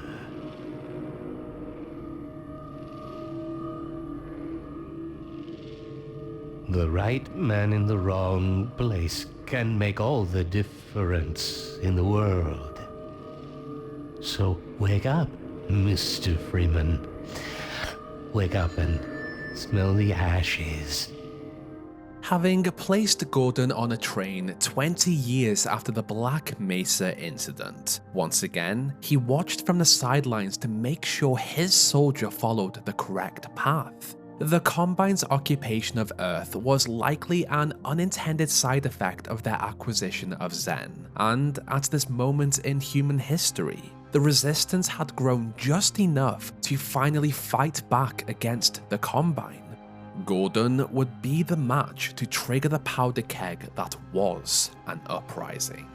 As he had done with the Black Mesa incident, the G-Man watched Gordon from afar and monitored his progress. From the City 17 train station to a fallen Resistance base to a broadcast screen, the G-Man observed Gordon as he caught the attention of the Combine, traversed the Underground Railroad. The entity intervened at New Little Odessa, very likely to alert Colonel Odessa Cubbage of a Combine raid on the way so that Gordon would be prepared for the assault. He observed as Freeman survived the raid of Black Mesa East and helped in the fall of Nova Prospekt. As Gordon and an adult Alyx had been inside during the explosion, and as they were not heard from for weeks after, Gordon, the hero of Black Mesa, became a martyr, the symbol of this revolution, the spark that the Resistance truly needed to trigger an uprising. Alyx had also been a very valuable companion to Gordon and member of the Resistance. It appeared that the G-Man's interference in her fate had ultimately helped this mission. Yet, Gordon and Alyx had not fallen with Nova Prospekt. They had instead entered a slow time warp after attempting to use the unstable teleporter in the prison. They arrived in Dr. Kleiner's lab 2 weeks later, just in time to see how the Resistance had finally decided to fight back against their oppressors. Shortly after, with Gordon on track, the G-Man watched as he arrived at the top of the Citadel. His actions here led to the destabilization of the dark fusion reactor that powered the Citadel, an action that led Dr. Wallace Breen to fall to his death, and the Combine to lose contact with Earth. Every Citadel across the planet shut down because of this. This may have been what the G-Man and his employers had brought Gordon here to do. Having completed his mission, the entity paused time just as an explosion threatened to take Gordon and Alyx's life. Time, Dr. Freeman? Is it really that time again? It seems as if you only just arrived. You've done a great deal in a small time span. You've done so well, in fact, that I've received some interesting offers for your services. Ordinarily, I wouldn't contemplate them, but these are extraordinary times.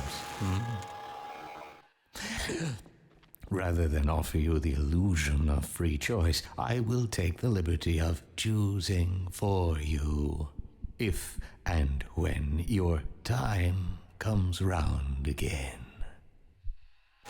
I do apologize for what must seem to you an arbitrary imposition, Dr. Freeman.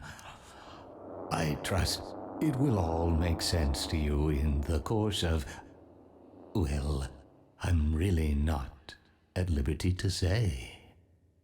In the meantime, this is where I get off. What was interesting about this moment, other than the fact that the G-Man had placed Gordon back in stasis after the mission to remove the Combine's access to Earth had been successful, was that he did not save Alyx this time. He had left her to her fate. It appears that she had served her purpose. As for the employment offers, it solidified that while Gordon believed he was in full control, he was not. He was simply a pawn of the G-Man.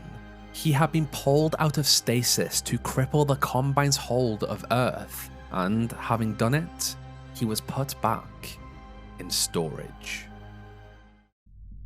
This is where the story of the G-Man and his employers becomes more interesting. Up until this point, they had maintained complete control over their assets and a clear plan of the timeline. They did not foresee the intrusion of the Vortigaunt. This species had an incredibly strong connection to the Vortessence, the power that appeared to be one of the few weaknesses of the G-Man. The Vortigaunt were also aware of him, or what he was. In their alliance with humanity against the Combine, they had formed a strong connection with the population of Earth, but they did not reveal all of their knowledge. The Vortigaunt saw Alyx and Gordon as important members of their fight against the Combine. They also had the ability to peer into the future through the Vortessence. When the Vortigaunt saw how the G-Man had once again abducted Gordon and left Alyx to a fate of certain death, they enhanced their power with antlion extract and then froze time themselves to save her. They also entered stasis, the G-Man's prison outside of space-time that he had stored his recruits. With guards stationed at the entrance, two of the Vort tracked down Gordon. In fear that his best asset could be stolen, the G-Man entered stasis. We'll see about that. This intrusion showed that the G-Man not only had a weakness, but he also felt anger, a human emotion. Something of his had been stolen and released into the timeline, someone that should not have been there. It is also unclear on whether Alyx's survival was foreseen by the G-Man. The release of Gordon meant that his actions would ultimately change or adapt whatever plan this shadowy organization had. The G-Man could also not contact or manipulate Gordon as the Vortigaunt watched over him. This was a huge problem. Over the following days, the Citadel collapsed, leveled City 17, and Alyx and Gordon escaped on a train. However, on their way to a secret resistance base outside of the city, Alyx was attacked by a Combine hunter who sought them out. Alyx and Gordon had stolen some valuable information from the Combine before its collapse, and they wanted it back. As the Vortigaunt came together to save Alyx, someone they believed to be incredibly important to a moment in the future, the G-Man appeared to Gordon in this rare, distracted moment. Dr. Freeman, I realize this moment may not be the most convenient for a heart-to-heart, but I had to wait until your friends were otherwise occupied. There was a time they cared nothing for Miss Vance, when their only experience of humanity was a crowbar coming at them down a steel corridor. When I plucked her from Black Mesa, I acted in the face of objections that she was a mere child and of no practical use to anyone. I have learned to ignore such naysayers when quelling them was out of the question. Still, I am not one to squander my investments, and I remain confident she was worth far more than the initial appraisal. That's why I must now extract from you some small repayment owed for your own survival. See her safely to White Forest, Dr. Freeman. I wish I could do more than keep an eye on you, but I have agreed to abide by certain restrictions. Well, now, listen carefully, my dear. When you see your father, relay these words. Prepare for unforeseen consequences. Having said his piece, he retreated back and began to watch again from a distance. Freeman and Alyx made their way towards White Forest, and on their way out of Victory Mine, the G-Man made his first stop at the highway outpost to make sure they were on track. This was not a part of the plan, but he and his employers had to work with the situation they had. Alyx was in possession of a data file that displayed the rough location of a missing research vessel, the Borealis. It had disappeared from its home deep underground in Aperture Science. This vessel had advanced technology on board, and when the Resistance discovered where it was, this would change everything. The warning to prepare for unforeseen consequences directed at Eli specifically was a very calculated move by the G-Man. He knew that Eli regretted his decision not to shut down the anti-mass spectrometer during the Black Mesa incident after he had heard these words once before. He knew that Eli might link this warning to the discovery of the Borealis. It would appear that the G-Man and his employers did not want the Resistance to seek this ship out. At least that is my interpretation. As expected, upon the arrival of Alyx and Gordon at White Forest, they learned of the Borealis stuck somewhere in the north, and Alyx blurted out the G-Man's message as if he had commanded her to in this moment, as the G-Man's face briefly appeared on the monitor. As expected, Eli had the reaction the G-Man wanted. As he watched, the Resistance fought off the Combine, and they even launched a rocket at a forming super portal. In doing this, the Combine was completely cut off from the planet. No backup plan. In a final moment of desperation, two Combine advisors crashed through into the hangar of a helicopter that Alyx and Gordon planned to use to rescue one of their fellow Resistance members. In this moment, Eli was brutally murdered by an advisor, and all of his memories and thoughts were absorbed by the creature before he was dropped to the ground. Murdered brutally in front of his daughter. The G-Man watched this. None of this was meant to happen. Gordon's return had ultimately led to this. Alyx would not have retrieved the information in the Citadel, and Eli would still be alive. From the G-Man's perspective, the interference of the Vortigaunt had led Gordon to be unable or unwilling to perform the tasks laid before him. As a result, actions had occurred that were unplanned. So, the G-Man and his employers looked for someone new to help them.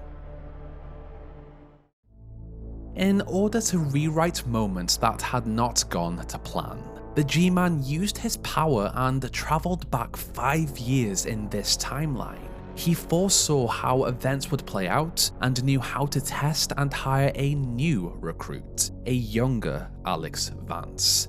Just as he had with the Zen incident, the G-Man prepared a series of events to see what Alyx could do. He allowed the Combine to briefly discover his location. As quickly as they could, they used Vortescence energy to trap him inside of a prison. During a raid on a Combine facility, Dr. Eli Vance and his friend Russell entered a Combine system and discovered information about something called the Vault, but the system provided very limited details on what it actually was. As planned, Eli was captured by Combine forces, and the discovery of a Combine prison led Alyx to enter the Vault under the impression that Gordon Freeman, the hero of Black Mesa who had gone missing, was stored inside it. It was not until Alyx freed the entity that she realized he was not Gordon Freeman. He was something else. Impressive work, Ms. Vance. Gordon Freeman? Gordon Freeman. Ms. Vance, you wouldn't need all that to imprison Gordon Freeman. So, who are you? Perhaps what I am is not as important as what I can offer you in exchange for coming all this way. Some believe the fate of our worlds is inflexible. My employers disagree. They authorize me to nudge things in a particular direction from time to time. What would you want nudged, Miss Vance? The Combine off Earth. I want the Combine off Earth. That would be a considerably large nudge. Too large, given the interests of my employers.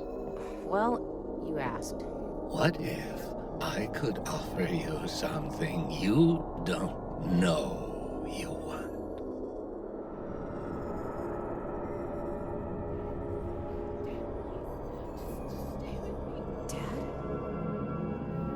Dad? What? Is that me? What is this? What's happening? We are in the future. This is the moment where you watch your father die. Unless... What? Unless what? Unless you were to take matters into your own hands.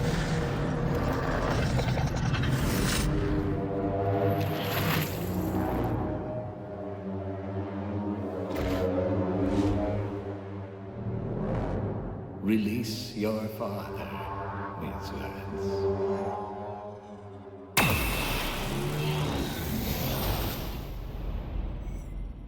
Good.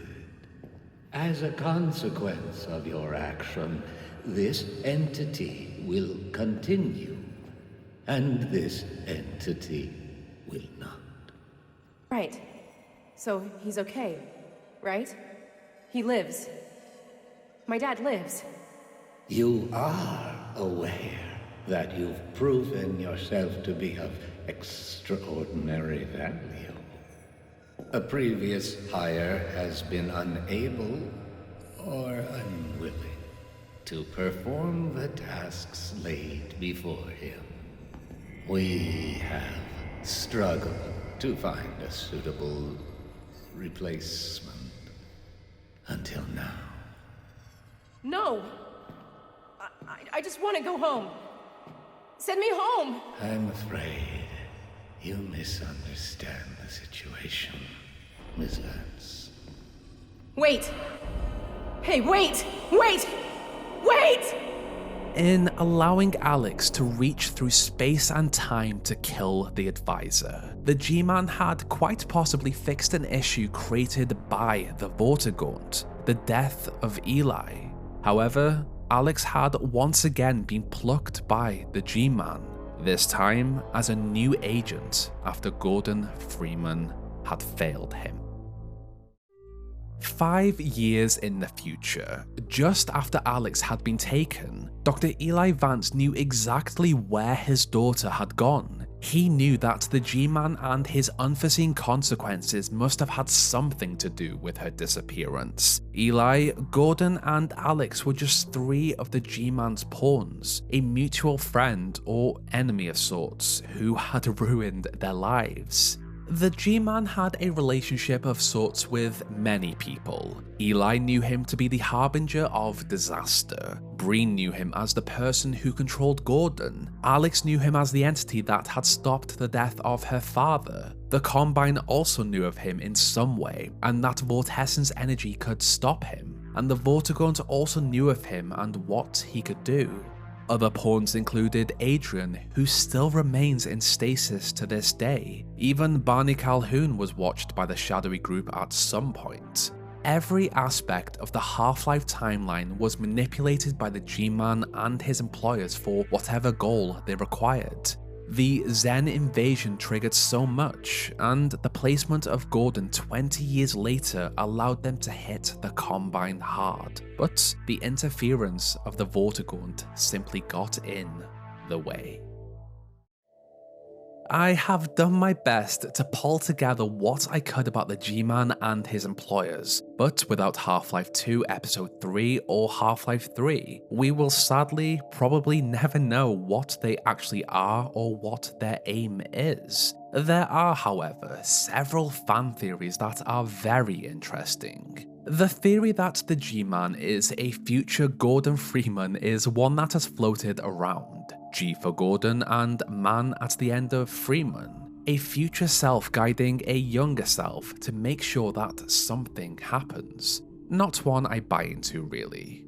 I think the most straightforward theory is that the G-Man is still a messenger of his employers, but his employers are Valve. The G-Man set up everything for the game's events to occur. When Valve struggled to create a Half-Life 2 Episode 3 that they felt would not match the hype, they made Half-Life Alyx and had the G-Man retcon one of the most impactful moments in gaming history. They rewrote the death of Eli Vance in-game, which allowed them to set up a new storyline or timeline for another game. The all-seeing Vortigaunt claimed that far distant eyes looked out through Gordon's, and that something secret steered them both, but they would not name it. We are the viewers through his eyes. The G-Man, as the employee of Valve, set up the entire series for us to play through. What I can't figure out though is who the Vortigaunt would be in this theory. What do you think?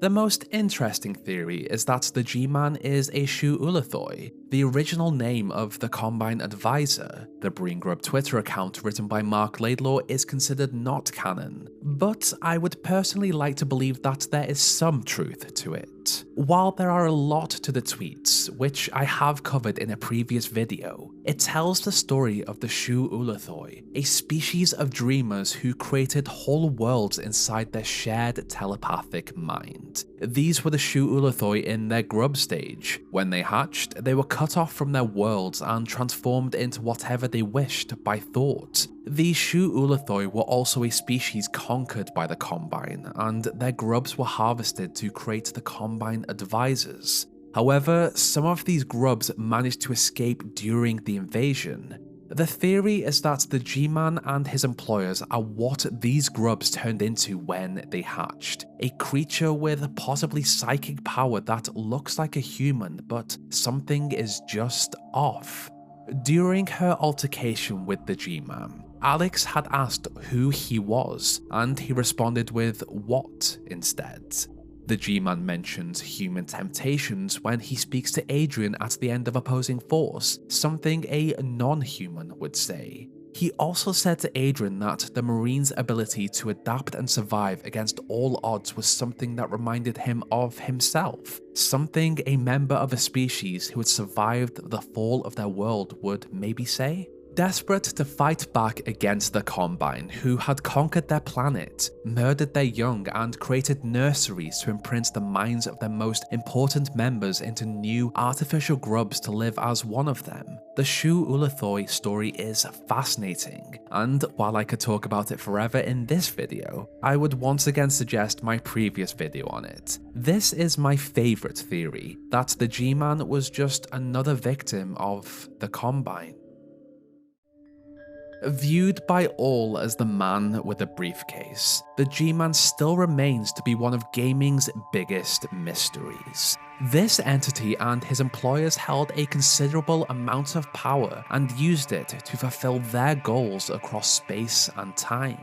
As for the pawns they lured into their service, their toolsets were auctioned off to the highest bidders. Corporal Adrian Shepard still remains in stasis, stuck in the very moment he was taken by the G-Man. Regardless of which theory is correct, the G-Man and his employers did appear to be at war, or at least in conflict with the Combine. The Combine were at war with anything that was not their own. I believe the Shu Ulathoi theory to be the most accurate. Even the Vortigaunt knew of them, and they also knew of the G-Man, an entity that had mimicked a human almost perfectly, but whose speech pattern and glowing green eyes gave the impression that something was off. Oddly enough, some people say I sound like the G-Man. In the G-Man and his employers' war against the Combine, who had destroyed their home and species, these hatched Shu Ulathoi may have done the same thing to others, the Nylanth, humanity, and the Vortigaunt, just so they could win. We still have so many questions. Was the G-Man against the discovery or use of the Borealis? What was he really? What did he and his employers really want? Was Adrian Shepard ever released? Was the G-Man a puppet of his employers, just like Gordon was to him? Was the G-Man suitcase his source of power? As of now, as with most of these Half-Life videos, we simply may not know the truth. However, with the retcon of Half-Life 2 Episode 2's ending during Half-Life Alyx, we can remain hopeful that Valve may actually continue this story. As of recording this, we have just had confirmation that the final Team Fortress comic has finished scripting and the artwork is being done. A comic we have waited 7 years for and accepted it would never come out. There could be hope for a continuation of this story after all. Their ultimate goal. Here, we explore the lore and story behind the Combine Empire in Half-Life. Now, where do we begin? Well, at the beginning.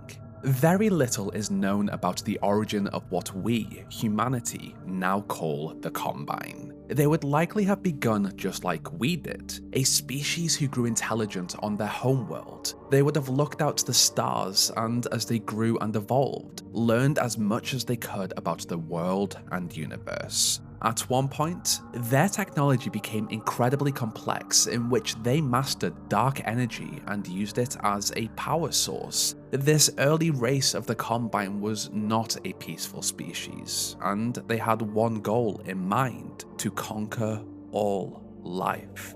It could be theorized that on their world, they would have also experimented with and biologically adapted the lesser life forms around them to serve a purpose in their goal, to become soldiers or tools in an army. As their scientists used their dark energy power technology to create weapons, structures, and tools, these armies would have likely left their world to conquer other worlds in local space to bring back resources and new species to adapt. All of this is only theorized as the Combine were not forthcoming with information to humanity. But what is known is that one of their biggest technological advancements came when they discovered how to generate portals to tunnel through into alternate universes, realities, and dimensions. The name the Aleph universe was used at one point in Half-Life 2 beta. This could have been the name of the Combine's home universe or overworld. Whether these are different or one and the same is also unknown. The name has also not been confirmed to be canon.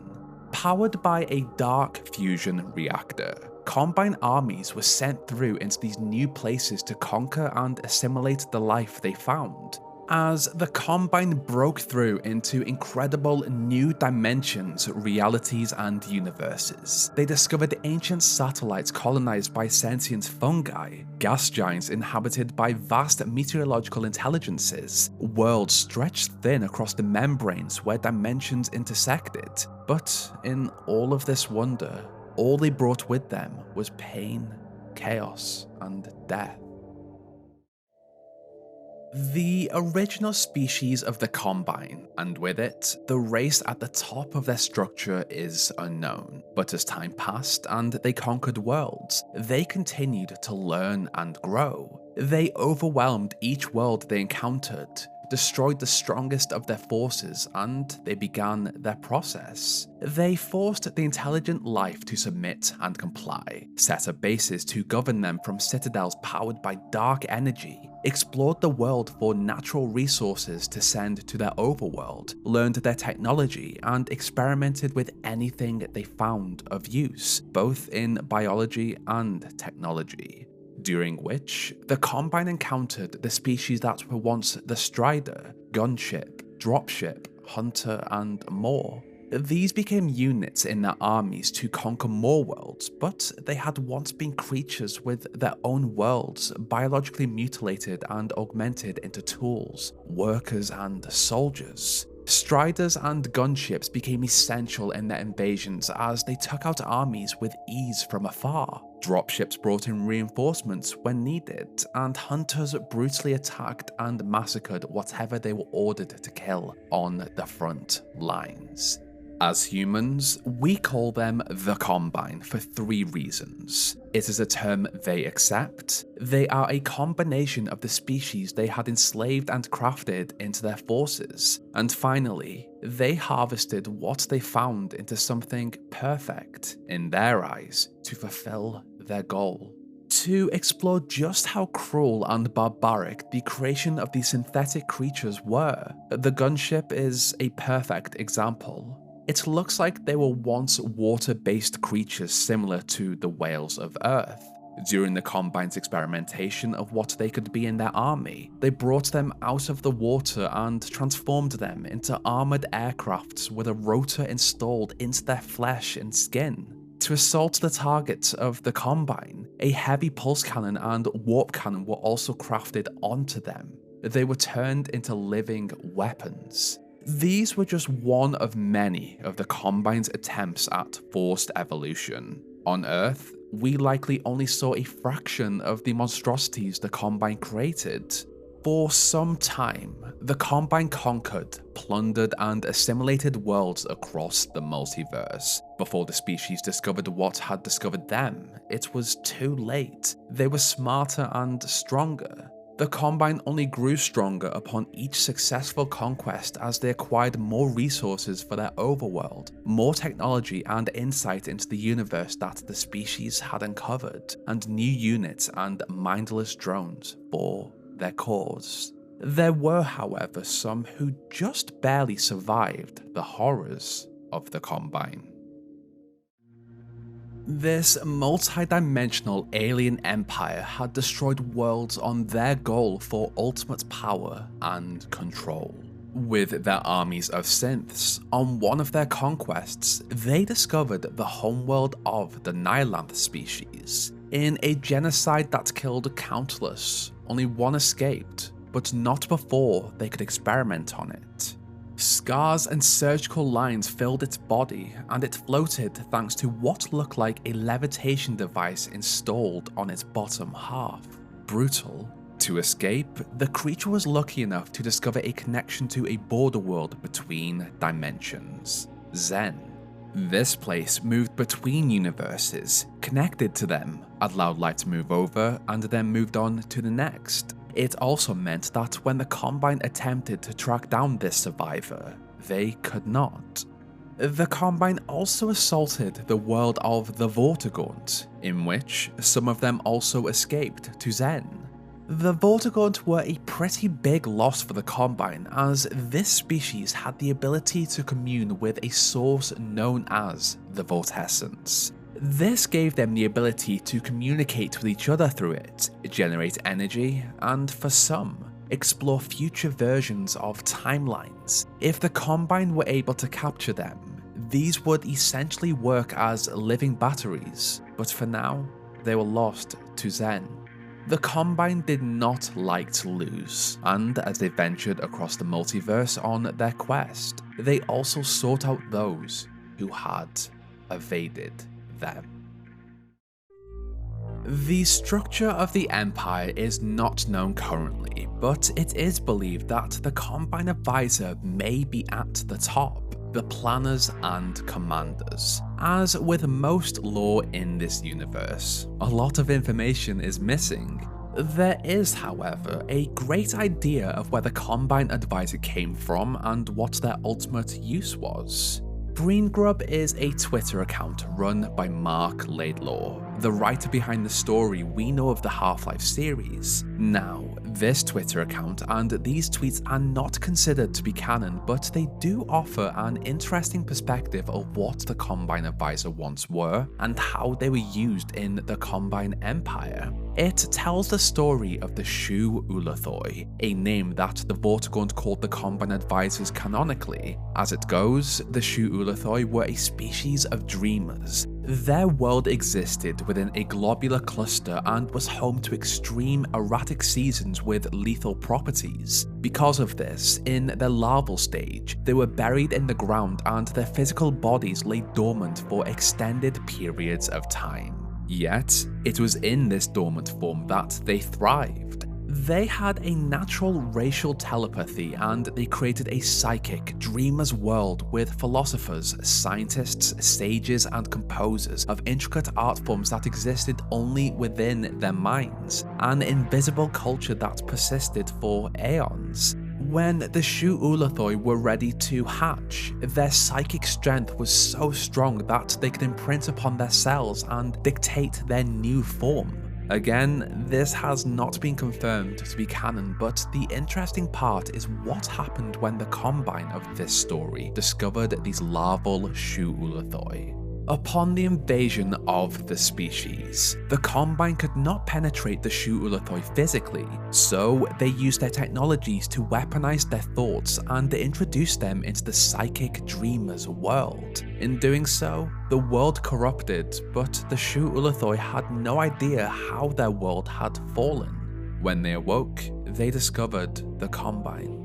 Just a lucky few took flight to freedom and escaped, but the majority were taken. Having been discovered and understood the process of parasitic engineering within the minds of the Shu Ulathoi, they adapted it and developed a way to imprint a conscious mind of their choosing on the exhumed bodies of the Shu Ulathoi, and later, those synthetically created in Combine nurseries.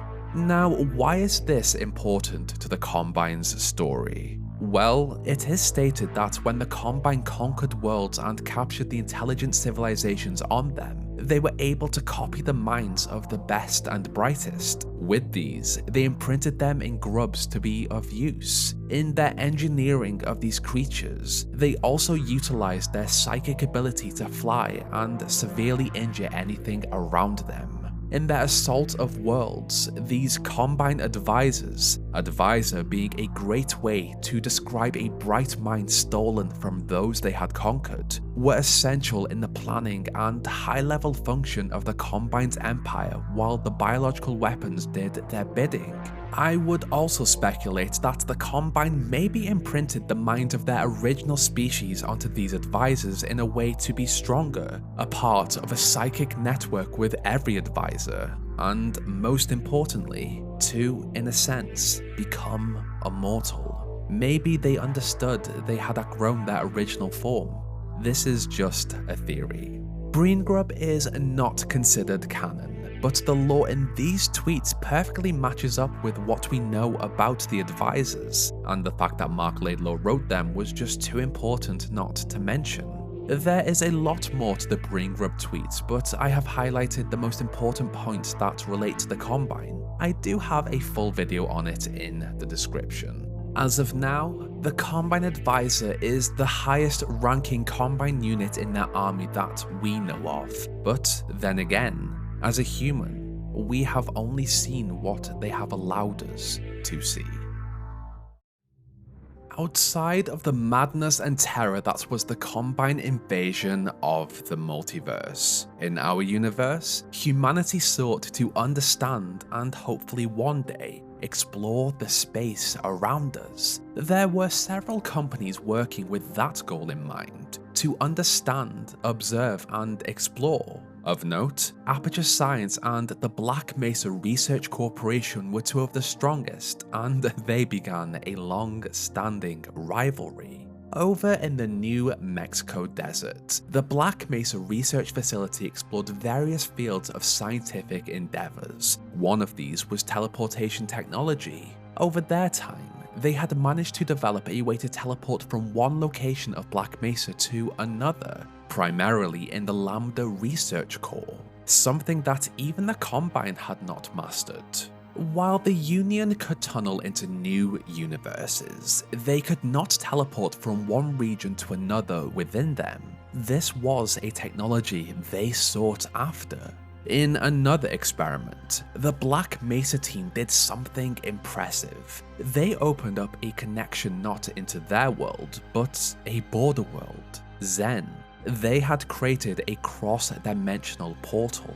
This was an incredibly important moment in human history, a moment that only few would ever know of. Over some time, Black Mesa sent through survey teams to explore Zen.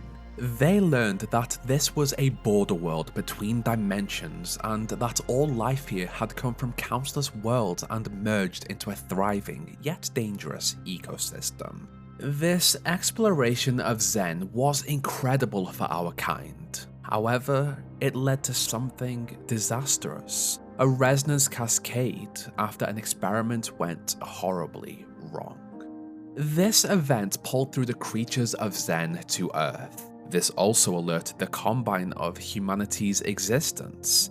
Just like they had done to countless species and worlds before, they prepared for and sent through an invasion as they used their portal technology to tunnel into our universe. When they were ready, they began a mass genocide across the globe. In just 7 hours, Dr. Wallace Breen, on behalf of the United Nations, offered our submission in return for our lives and servitude to what the newspapers called the Combine, a name they appeared to accept from us. While this was a regular conquest for the extra-dimensional alien empire, this was the beginning of something completely new for humanity. This was their introduction to alien life, and it was the worst case they could have hoped for. This was a completely new age and era for humanity. This universal union saw something in this species, and having agreed to peace of sorts, as long as they were in control, the Combine appointed Dr. Wallace Breen as Earth's administrator, the human in charge of keeping his kind in line. To do this, he was given direct contact with the Combine advisors. In essence, he did what they ordered. He did not have any control in their eyes. He was just someone who did what they ordered. His world had fallen so far. His kind had lost millions or even billions of their own, but Wallace saw promise in what the Combine was and what they could offer. He saw them as humanity's benefactors, a way to jump ahead in knowledge and evolution. To control their newly acquired species, the Combine had what remained of the human population transported like cattle into settlements that they controlled completely, one of which was labelled City 17 in Eastern Europe. In the centre, a power core was teleported into the city, and around it, they began the construction of a citadel. a structure almost identical to many found on the Combine overworlds. What remained of the rest of the planet is unknown. The Combine did their best to reduce any knowledge that our kind had of their actions or structure, but from the research of Dr. Isaac Kleiner, he believed that every settlement across the globe had a citadel. From these, the Combine governed the population below, constructed units and reinforcements, communicated with and traveled between Earth and the Combine overworld, and finally, offered a place for Wallace Breen to stay as he was relocated across the wasteland of Earth to do his job. With humanity sealed within their city-sized prisons, the Combine made their changes to the planet itself. To introduce themselves properly and keep order through Breen, the Combine relied mostly on fear and paranoia, but they also put their mark on the regions accessible to humanity. As the Combine, they wanted us to unite with and work with them for their goals. They branded the creatures they created. On posters, propaganda, and generally, Combine imagery in the cities and Combine facilities, they placed the claw logo, a sharp claw with clear edges similar to that of the Combine's aggressive architecture. In the center, a circle. This likely represented Earth or the other planets they conquered. They were larger, stronger, and were able to hold these worlds in their grasp. What is interesting about several of these is that they placed a white dove above this logo. Historically, in human culture, it was a symbol of hope, honesty, purity, and peace. Absolutely something they were not. Still, it was interesting to see that they explored human culture and adapted it into their messaging and psychological warfare. For those under the control of the Combine, they may have even been given the opportunity to learn their alphabet. Wherever humanity went, the Combine was there in some form. We were not there to experience what the Combine did to the homeworld of the gunship, dropship, advisor, or hunter, so we cannot compare just how awful their experience was. However, on Earth, there was suffering and great change. To fuel their war machine, the Combine made changes to Earth. They made use of a giant teleporter that essentially acted as a drain in the ocean. This drain transported the water to other Combine territories across the multiverse. Across the wasteland of the planet, ships dropped to the seabed, and what remained of the oceans became infested by leeches that ate all water life they encountered, as well as any biological life that entered the water. In the Combine's adaptation of the planet, they did come across one major issue. Not the humans, but what had come from Zen during the portal storms after the Resonance Cascade. Headcrabs, barnacles, ichthyosaur, antlion, and other hostile life took control of the territories outside of the Combine-controlled settlements. Of note, the antlion were very aggressive. As for the rest of the animals who had once lived in these regions, they were wiped out. From Zen also came the Vortigaunt, who had hidden away from the Combine for so long, but the Resonance Cascade had brought them back into the Combine's sights. With the planet under their control and a new source of natural resources, the Combine looked at what they could do to the human and Vortigaunt population. How could they adapt them and make them useful in their army and workforce? Nova Prospect was once a human prison. The Combine kept the structure's original purpose to hold those who disobeyed their orders. They also chose it as one of the locations they used to transform the human population into something useful. This was seen as a place of nightmares to the human and Vortigaunt. We will get into that a little later. Within the settlements, the humans believed that their new leaders put something in the water to make them forget. While not confirmed completely, it would make sense. If the Combine could confuse and manipulate the minds of humanity to make them forget and disorient them, maybe they would forget why they hated their rulers so much. On top of this, the Combine also activated a global suppression field. In essence, it prevented certain protein chains important to the creation of life from forming. This was just one aspect of how powerful and intelligent the Combine were. Due to this, there would be no new human life, only what our benefactors allowed us to keep from what already existed. Of course, in such awful and anxiety-ridden living conditions, there were some who became Combine collaborators.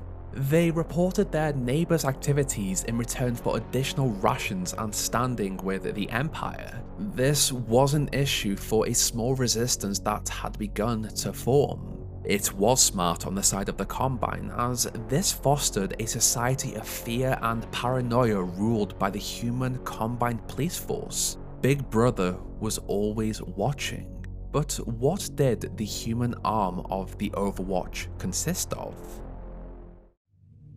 Under Dr. Wallace Breen's guidance of his planet, the human arm of the Combine's army were given instructions through the Overwatch. These human units came in different forms based on how they were adapted, and each one was important in the control of the wider human population.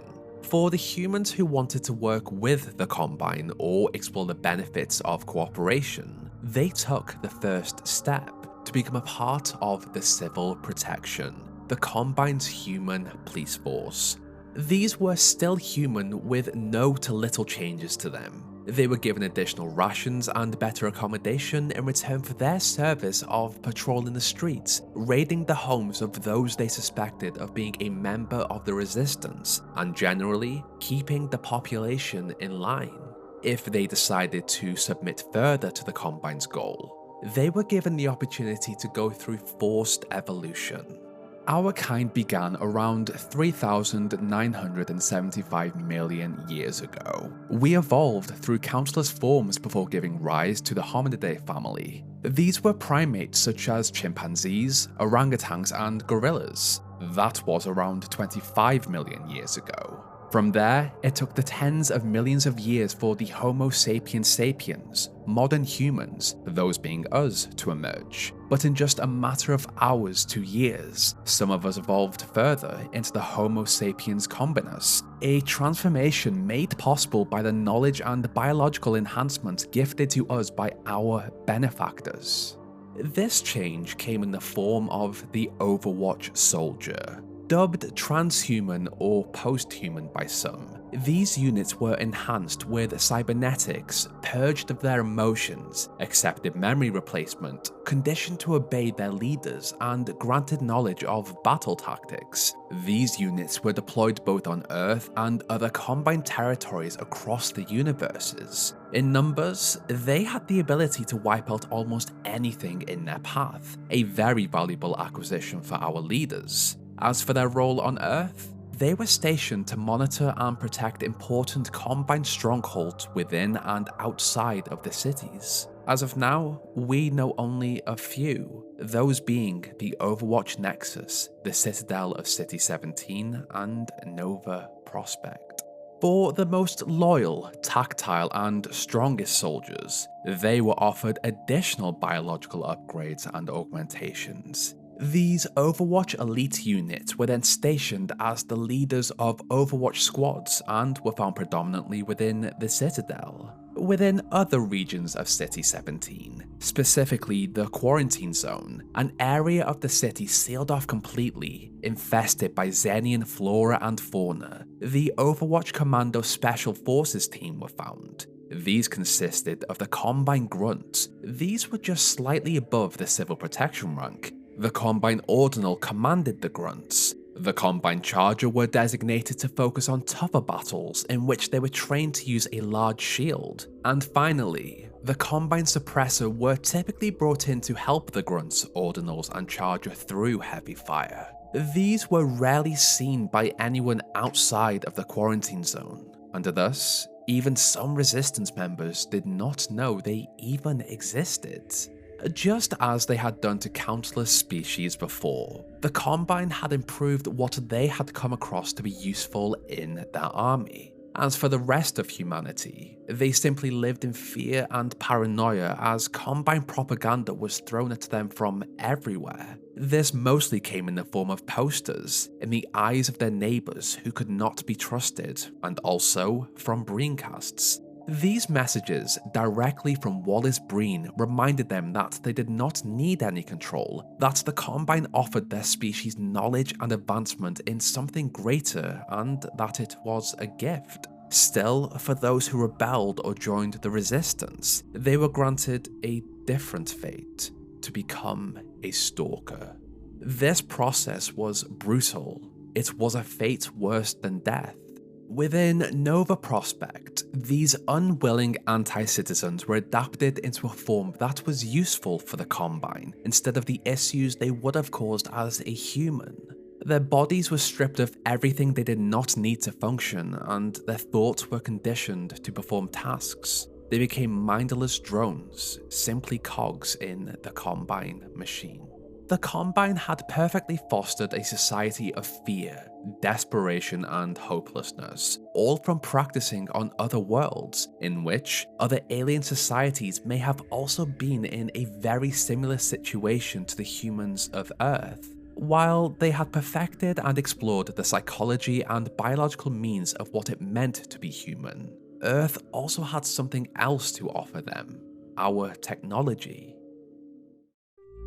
To improve their union, our benefactors looked to the technology we had developed over our time on this planet. They saw our trains and cannibalized them into razor trains. These were used to transport technology, combat units, stalkers, advisor pods, and various other important cargo across the whole wasteland. Not only was this a fast way to travel across a Combine-controlled Earth, but it was also one of the safest, as the wasteland was riddled with Xenian flora and fauna. These creatures did not care about the war between humanity, Vortigauns, and Combine. They just wanted to live and protect their territories. Restrictors were installed within sandy regions to push away any potential antlion nest that could form. These pounded the ground aggressively and overwhelmed the creature's ability to detect vibrations to navigate. This also helped the Combine unit sent in to capture the antlion for experimentation, to harvest their larvae for their healing qualities, and to milk them of an extract that appeared to naturally harm Zen's plant life, something that was desperately needed to reduce the dangers of the quarantine zone. Our military vehicles were adapted into the Armored Personnel Carrier, and a Ka-27 chopper was adapted into the Hunter chopper.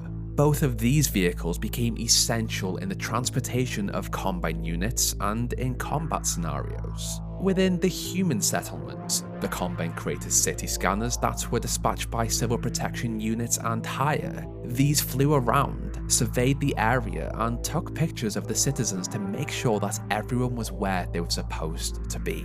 Manhacks were also dispatched by these units. These flying shredders cut up what they were told to target.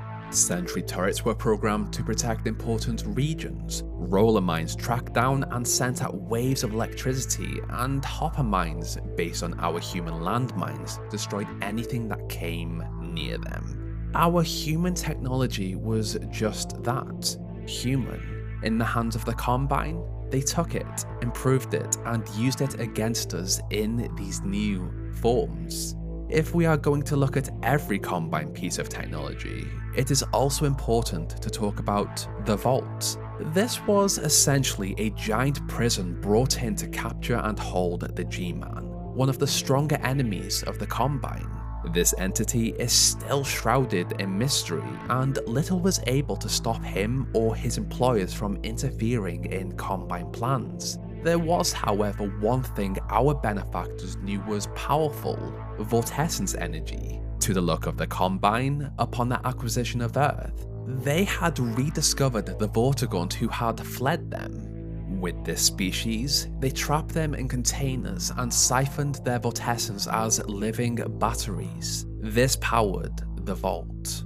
The Combine's technology came in different forms. There was a lot of it, and it was needed in their ultimate goal to dominate all life in the multiverse. Yet, Earth had a piece of technology they wanted, but it was hidden behind the might of a resistance.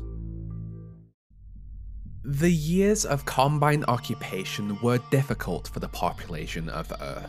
So much had been taken from them, but they were a part of something greater now. As Dr. Wallace Breen put it, for the first time ever, as a species, immortality was in our reach. This required radical rethinking and a revision of our genetic imperatives. Instinct coddled us and kept us safe in those hard-scrabble years when we hardened our sticks and cooked our first meals above a meager fire and stared at the shadows that leapt upon the cavern's walls. Our benefactors took these instincts away from us. Our ability to reproduce, think, and interact with the world were holding us back. Our instinct of what we saw as a threat was actually an opportunity. We should thank the Combine for removing our natural urges, to embrace their views and master ourselves as a species. Yet, there were many who did not agree with this sentiment. The Resistance.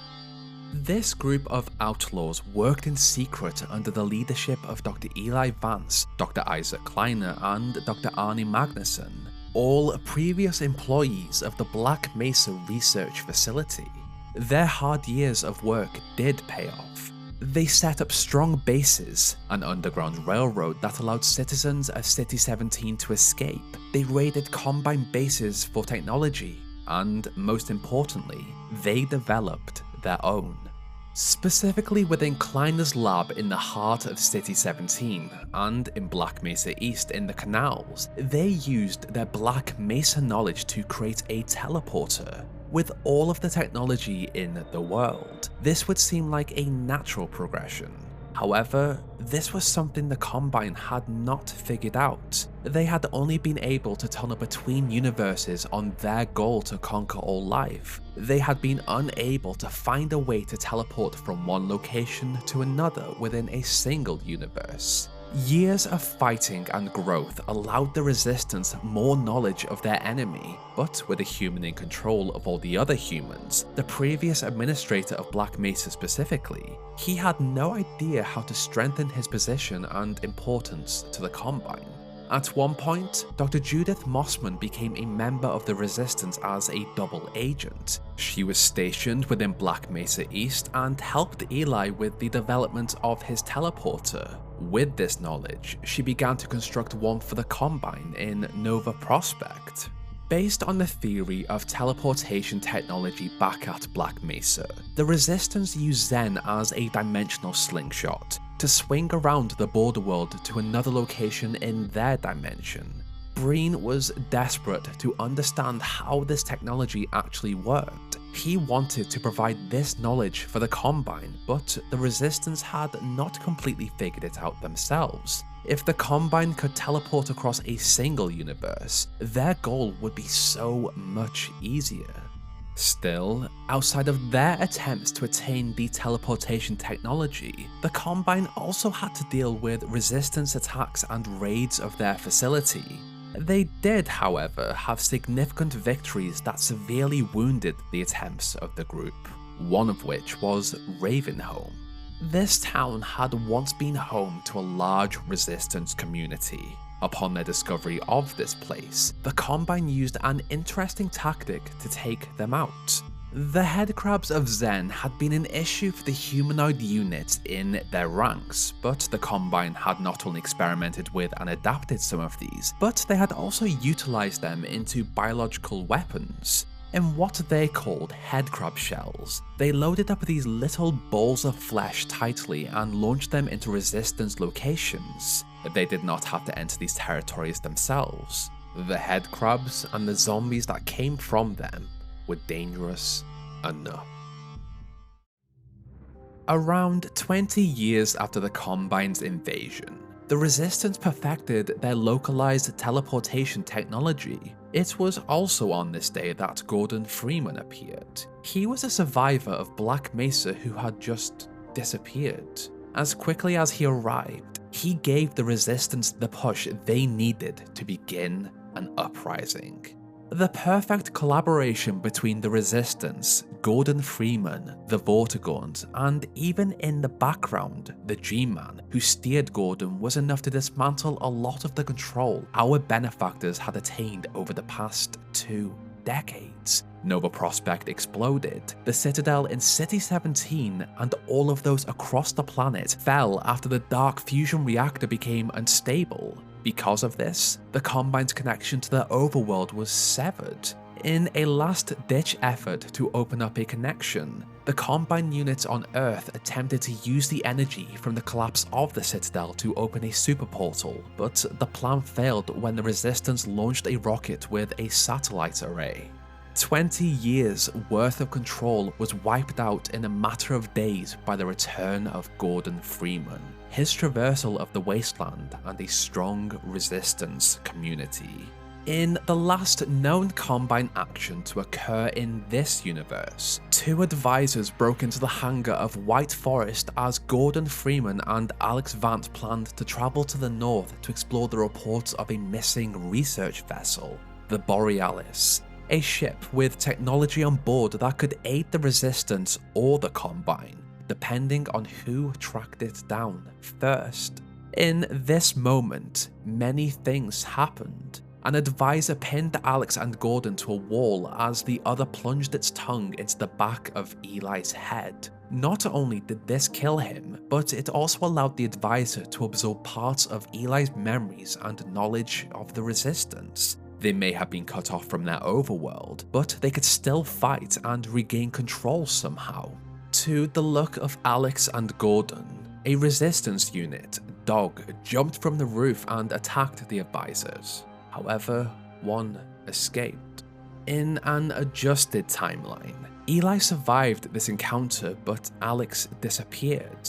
Her father knew that the G-Man must have had something to do with it, and in these final moments of the timeline, 2 things were for sure. The Resistance had to find Alyx, and they also had to reach the Borealis first. The fate of their species depended on it. While the collapse of the Citadel, destruction of City 17, discovery of the existence of the Borealis, and generally, the loss of the connection to Earth was how Half-Life 2 Episode 2 put an end to the series for now. There was another piece of media released by our favourite Mark Laidlaw. Again, this is not considered canon. However, considering that there was a planned Half-Life 2 Episode 3 that was never released, when Mark posted Epistle 3 on his blog, fans could not help but notice the parallels between the characters' names, events, and plot points. Epistle 3 has been taken down from Mark's blog, but it is still accessible somewhere. This is not considered canon, but it did give an interesting perspective from an ex-writer of where the series could have concluded. I will not go through the whole story. I have a whole video for that linked below. Towards the end of the story, Gordon Freeman and Alyx Vance discover the Borealis and discover that it has the ability to teleport through time and space. They decided that this technology was too powerful for the Resistance and the Combine to get their hands on, so they turned it into a time-traveling missile. The events are quick, but Judith is shot by Alyx, Alyx is taken away by the G-Man, and Gordon is left alone on the ship as it teleports into the Combine's overworld. The most important part of this story is this. Gordon sees just how vast the Empire was. They had managed to construct just a part of their empire around a star. They had created a Dyson sphere, a megastructure that encompassed a star and used the energy from it to power the structure. Even though the Borealis was powerful, Gordon ultimately knew that even when it hit the sphere at this speed, it would not even be registered by the Combine. Their empire and power was much larger than he had anticipated. This Dyson sphere was just a peak of their home universe. What did they have in others? To Gordon's luck, he was teleported out of the Borealis before it hit the sphere by a group of Vortigaunt, but he was left with the image he had seen. The Combine truly were an impossible force to defeat. Epistle 3 is a fantastic read, and it has split the community on whether it should be considered canon or not. Personally, it adds a little closure but not complete closure. I wanted to just at least mention Epistle 3 in this video because of how it described the Combine and their overworld. The power to construct a Dyson sphere. That feeling of loss and helplessness Gordon would have felt in that moment is immense.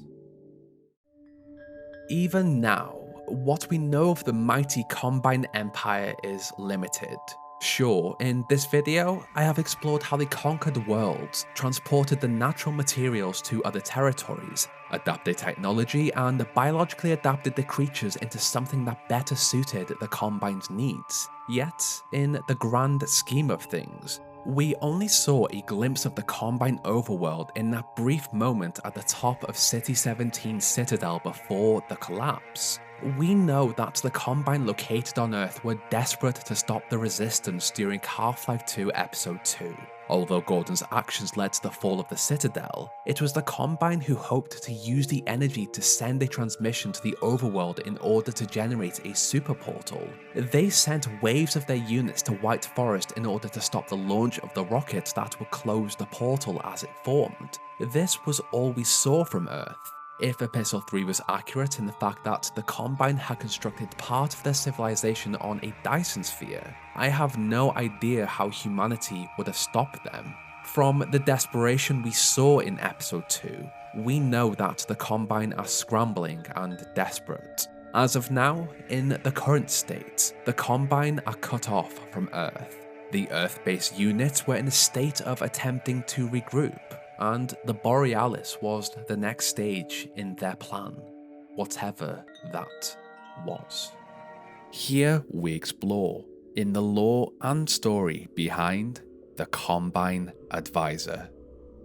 Only a mere 7 hours into the Combine invasion of planet Earth, the human population surrendered and offered their servitude in return for their lives. As a human, Dr. Wallace Breen negotiated this deal on behalf of humanity, where he became Earth's administrator. From here, he reported directly to the Combine, where he acted as their spokesperson and attempted to keep the resistance of the enslaved species in line. Very little is known about the origin of the Combine Advisor, just like the Combine themselves. But as the spokesperson for humanity, Wallace reported directly to them, and in turn, they judged his ability to keep his species compliant. From appearance, the advisors are large, floating grubs with adaptations to their natural biological structure, suggesting these too were modified to serve in the Combine's army. But their appearance should not elude the fact that these are highly intelligent creatures. In their adaptation, the species were given a bodysuit and a collar. On this collar are symbols, but it is unknown what they mean. They could be from their homeworld or are Combine in nature. To explore and navigate their surroundings, the Combine Advisor were given a cybernetic eyepiece and metallic arms with claw-like appendages. While they often kept their distance from the Resistance, when forced to, they were shown to use their arms to lift their enemies as they opened their masks to reveal a tongue-like appendage. In these rare moments, the advisors were shown to strike into the neck of a human Resistance member with force, killing them. Not only did this take out one of the many of a growing army, but they were also able to absorb the memories and knowledge their prey had held, so that they could gain a greater insight into their enemies. Something that came in handy as the commanders of the Combine Empire on Earth. As of this moment, it appears that the Combine Advisors are the leaders of the entire Combine Empire, as no other species has revealed themselves, but we can never be too sure.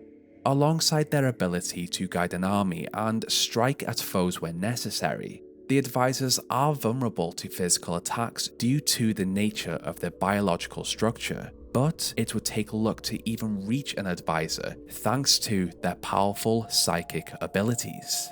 Using these, they communicated with each other and humans. An example of this is when they would communicate with Dr. Wallace Breen telepathically as they guided him on how to govern the human population. To incapacitate a foe, They also used their telepathy to reach into the minds of the human to impair their vision and sight. To complement their telepathic abilities, they used their telekinetic powers to fly and manipulate the surrounding environment to their needs, a dangerous combination for anyone that got in their way. Although having come to planet Earth to conquer humanity, this planet was not a natural habitat for them, where they had to reside in the Citadel and other safe spaces across Earth in powered pods with life support technology, just until they were able to hatch. But it is unknown what they were waiting to hatch into. If their safe location were invaded by the Resistance or other dangerous factors, they would be escorted by Combine soldiers through the use of razor train or by foot to another location. From their pods, they communicated with Dr. Breen, the Overwatch and Skywatch to keep their control of humanity tight. While the majority of humanity were unaware of their existence due to Wallace being the spokesperson for them, the Vortigaunt species seemed aware of their control and ability to hatch. But, as with the rest of the information on the Combine Advisor, or Shu Ulathoi in the Vortigaunt tongue, this information is limited. As Gordon Freeman returned from stasis, the advisors began to question Dr. Breen's ability to capture him and control the growing resistance, where he had to defend himself on many occasions. Breen was out of his depth and could not control the actions of the scientist, to the point where Gordon led a charge across City 17 as the Resistance attempted to take back the planet. After the Resistance managed to confront Wallace in his office, the administrator fled and asked the advisor for refuge. In response, they offered him a host body to live on the Combine homeworld. But Gordon Freeman managed to stop Breen before he could transfer his consciousness after the scientist destroyed the Dark Fusion Reactor. With their spokesperson dead, the advisors took control of the situation. Now cut off from the Combine overworld, they ordered for the destruction of the Citadel so that they could send a message for reinforcements. As they did this, the advisors evacuated the Citadel one by one to safe locations outside of the range of the explosion that would happen after the Citadel fell. With the Resistance gaining control over Sector 17, the advisors ordered their forces to recapture the planet. With their network, they were able to keep up to date with what the Resistance were doing to stop them, where they paid close attention to the efforts of Gordon Freeman and Alyx Vance. After the fall of the Citadel, a super portal began to form, where Alyx and Gordon began a journey to another secret Resistance base. But they had managed to steal sensitive information from the Citadel. Information about the Borealis and the coordinates of the Combine overworld. The advisors knew that if this information were to be used by the Resistance, it would be even harder to regain control of Earth. So, they sent units after them to retrieve it, but these units failed their mission. After discovering the location of the secret Resistance base, the Combine advisors sent what they could to White Forest with the intention to stop the construction of a rocket that the Resistance were developing to close the forming superportal. As their hunters, striders, and various other units attacked, the advisors saw defeat once again. Unfortunately, the Resistance held off the units and launched the rocket successfully, where it closed the superportal, cutting off contact. Although they had lost once again, two advisors noticed 3 core members of the Resistance in a hangar, who were preparing to travel to the north to locate the Borealis using the information they had stolen from the Combine. Taking advantage of this opportunity, the advisors struck and effortlessly pinned Alyx and Gordon to a wall as they lifted Eli and prepared to kill him. In one timeline, the advisor struck Eli in the neck and killed him, where it absorbed what it could from his brain as the other prepared to take Alyx.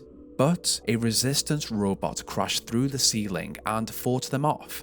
Unprepared, they fled. In another timeline, with the interference of the G-Man, Vortigaunt's energy traveled through time and struck the advisor holding Eli and killed it, saving Eli.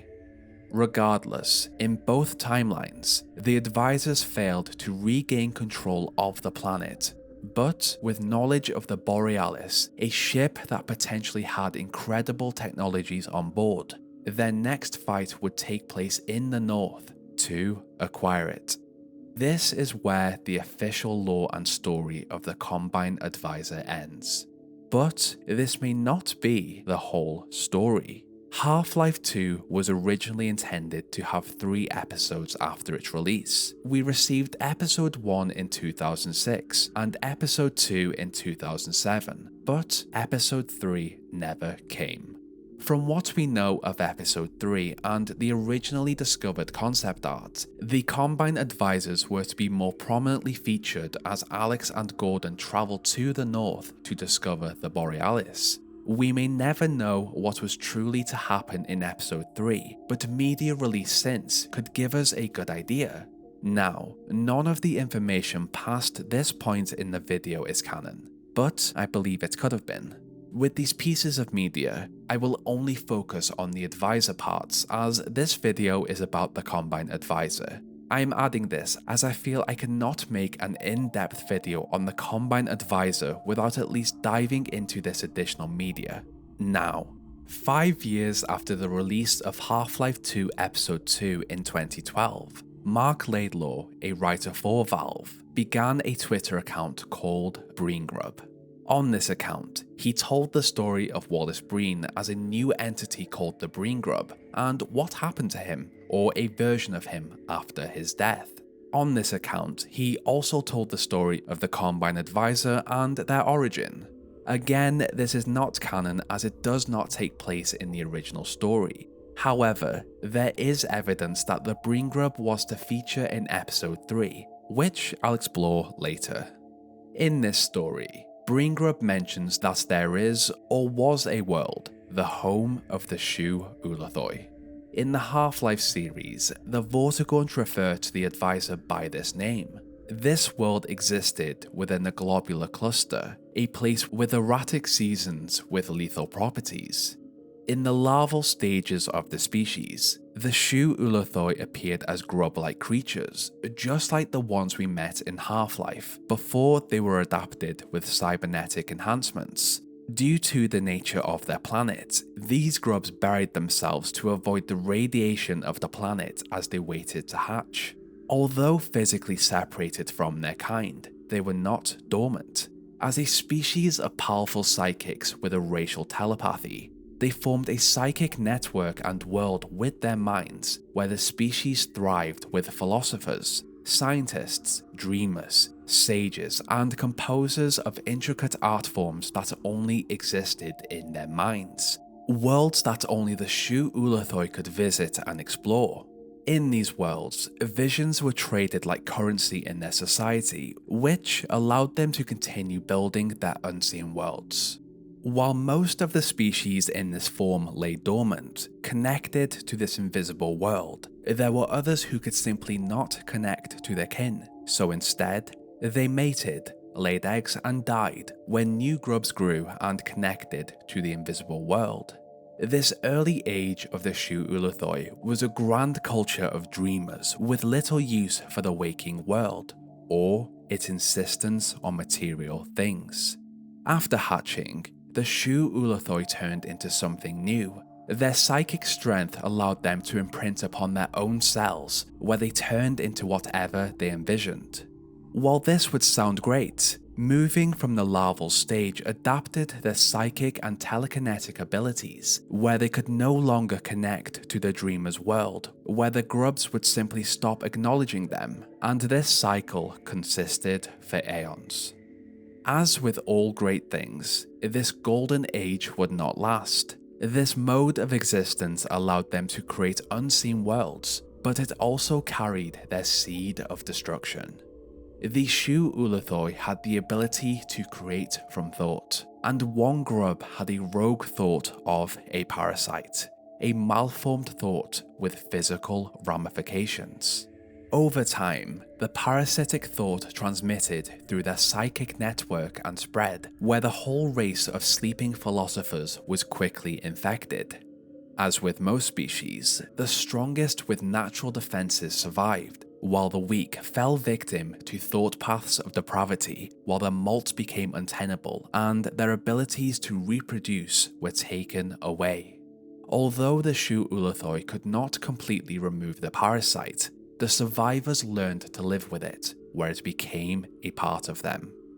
From time to time, there were similar eruptions, but having survived the initial parasite, the grubs had developed social mechanisms to isolate their depraved kin, where they severed them from telepathic contact to reduce the spread of the malign thoughts. This allowed the grubs to live on while the depraved kin died in solitude. For generations, they used this system to protect their unseen worlds as they hatched. This was until the Combine came across them. Upon discovery, the Combine found these vulnerable creatures in their dormant state. After examining them, they noticed the parasite that had developed on their physical forms, and using their advanced technology, they extracted the parasite and weaponized it. With their own weapons of thought, they injected their virus into the psychic network where it rotted the minds and culture from within. As the grub Shu Ulathoi were unaware of their physical surroundings, it was too late when they discovered what was actually happening to them. Some did wake up and were able to flee, but most of them fell victim to the Combine and their rule. Having gained access to the ruins of their invisible world, the Combine took all of the information they could about the Shu Ulathoi, and after finding many of the grubs, they set up a nursery and began experimentation on how this species could enhance their armies. They discovered that the Shu Ulathoi in their larval grub stage had powerful psychic and telekinetic abilities, and their bodies could act as hosts. The ancient parasite that the grubs had fought aeons before was adapted by the Combine and used to imprint various sentient classes onto the hosts. Therefore, the Combine could imprint many of their leaders, great minds, and whatever else they chose.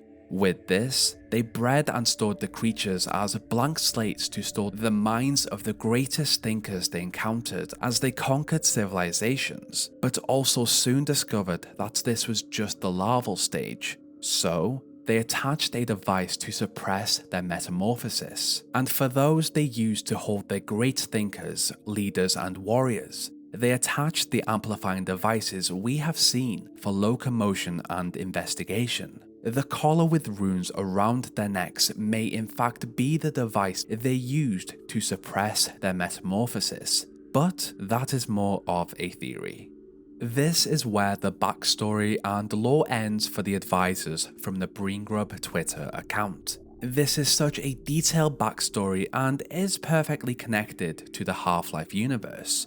At the end of Half-Life 2, Breen is offered a host body so that he can survive on the Combine overworld, and in Grub, it appears an older version of his consciousness was uploaded to one. This whole backstory of the Shu Ulathoi tells us that they are just another victim of the Combine, and that they are not in charge of the Combine invasions. But the mind inside of the grubs did come from somewhere, so it is likely that the Combine leaders, or copies of them, were transferred into the host bodies to aid in the invasions. In 2017, Mark Laidlaw posted Epistle 3 on his blog, which is a play on Episode 3 and gives the plot of what Mark envisioned Episode 3 to be. As of writing this script, Mark has taken down this post on his blog after it had been up for over 5 years. Anyway, in this story, Alyx and Gordon travel to the north and meet Grub. At this point, we were briefly detained, not captured by the Combine, as we feared at first, but by minions of our former nemesis. the conniving and duplicitous Wallace Breen. Dr. Breen was not as we had last seen him, which is to say, he was not dead. At some point, the Combine had saved out an earlier version of his consciousness, and upon his physical demise, they had imprinted the backup personality into a biological blank resembling an enormous slug. The Breen Grub, despite occupying a position of relative power in the Combine hierarchy, seemed nervous and frightened of me in particular. Wallace did not know how his previous incarnation, the original Dr. Breen, had died. He knew only that I was responsible. Therefore, the slug treated us with great caution. Still, he soon confessed, never able to keep quiet for long, that he himself was a prisoner of the Combine. He took no pleasure from his current grotesque existence and pleaded with us to end his life. Alyx believed that a quick death was more than Wallace Breen deserved, but for my part, I felt a modicum of pity and compassion. Out of Alyx's sight, I might have done something to hasten the slug's demise before we proceeded. From this extract of Epistle 3, Breen was successful in having his consciousness transferred into a host body, but this was an older consciousness as his physical body had died. This builds upon the lore given to us in Half-Life 2 and the Breen Grub Twitter account as it essentially continues the story. Mark Laidlaw has spoken about Green Grub and stated this: basically it's me writing Dr. Breen fanfic. I am his biggest fan, and therefore all of this is non-canon. But what if it was planned to be? Well, on the 25th of April 2022, a Valve fan, David McGreevy, posted a tweet of him scanning never-before-seen Valve concept art. He is currently in the process of creating high-quality versions of them, so I will only show the one important to this video. While all of them are stunning and open up so many questions about what Valve was planning to do at one point, I want to focus on one image. On the top left here, we can see a grub-like creature. This one, the Breen Grub, which is labelled Breen Host Body. Valve had concept art for the Breen Grub, which was designed for the cancelled Episode 3. In this concept art, we can see how miserable he looks, which mirrors what he was like in Epistle 3 before he asked Gordon and Alyx to kill him. If the Combine could imprint a consciousness onto him, it is also likely that the backstory of the Shu Ulathoi, their dreamer's world, and the parasite that threatened it before the Combine discovered them was, at one point, considered to be a part of the plot. Mark has stated his work is fanfiction, but this lore fits perfectly into what we know about the Combine Advisor. I would love this backstory to be the true origin of the Advisor. We were given limited lore in Half-Life, so it would have been great to learn all of this in Episode 3. We know the Advisors were to play a more prominent role in the game as they featured in the concept art. If all of this information is actually canon, or was planned to be, I would say the Advisor, or in their original name, the Shu Ulathoi, are one of the most interesting species in the Half-Life series. This also begs the question, if the Shu Ulathoi that managed to escape the Combine had the ability to turn into any form they wanted upon hatching, where are they now? Are they hiding, still fearful of the Combine? Or are they working against them in a form that appears human, but is not? Regardless, going off the official canon information, the Combine Advisors are probably the most powerful known species in the Combine army. At the end of Episode 2, we see them now adjust to Earth's atmosphere, and if their bright minds can guide the Combine forces against the Resistance, as well as take on the Resistance by thought, then humanity will have a tough war to get through. With the Resistance now travelling to the north to find the Borealis and rescue Judith Mossman, the Advisors will also seek this ship in their endeavour to stop the Resistance to regain control of planet Earth.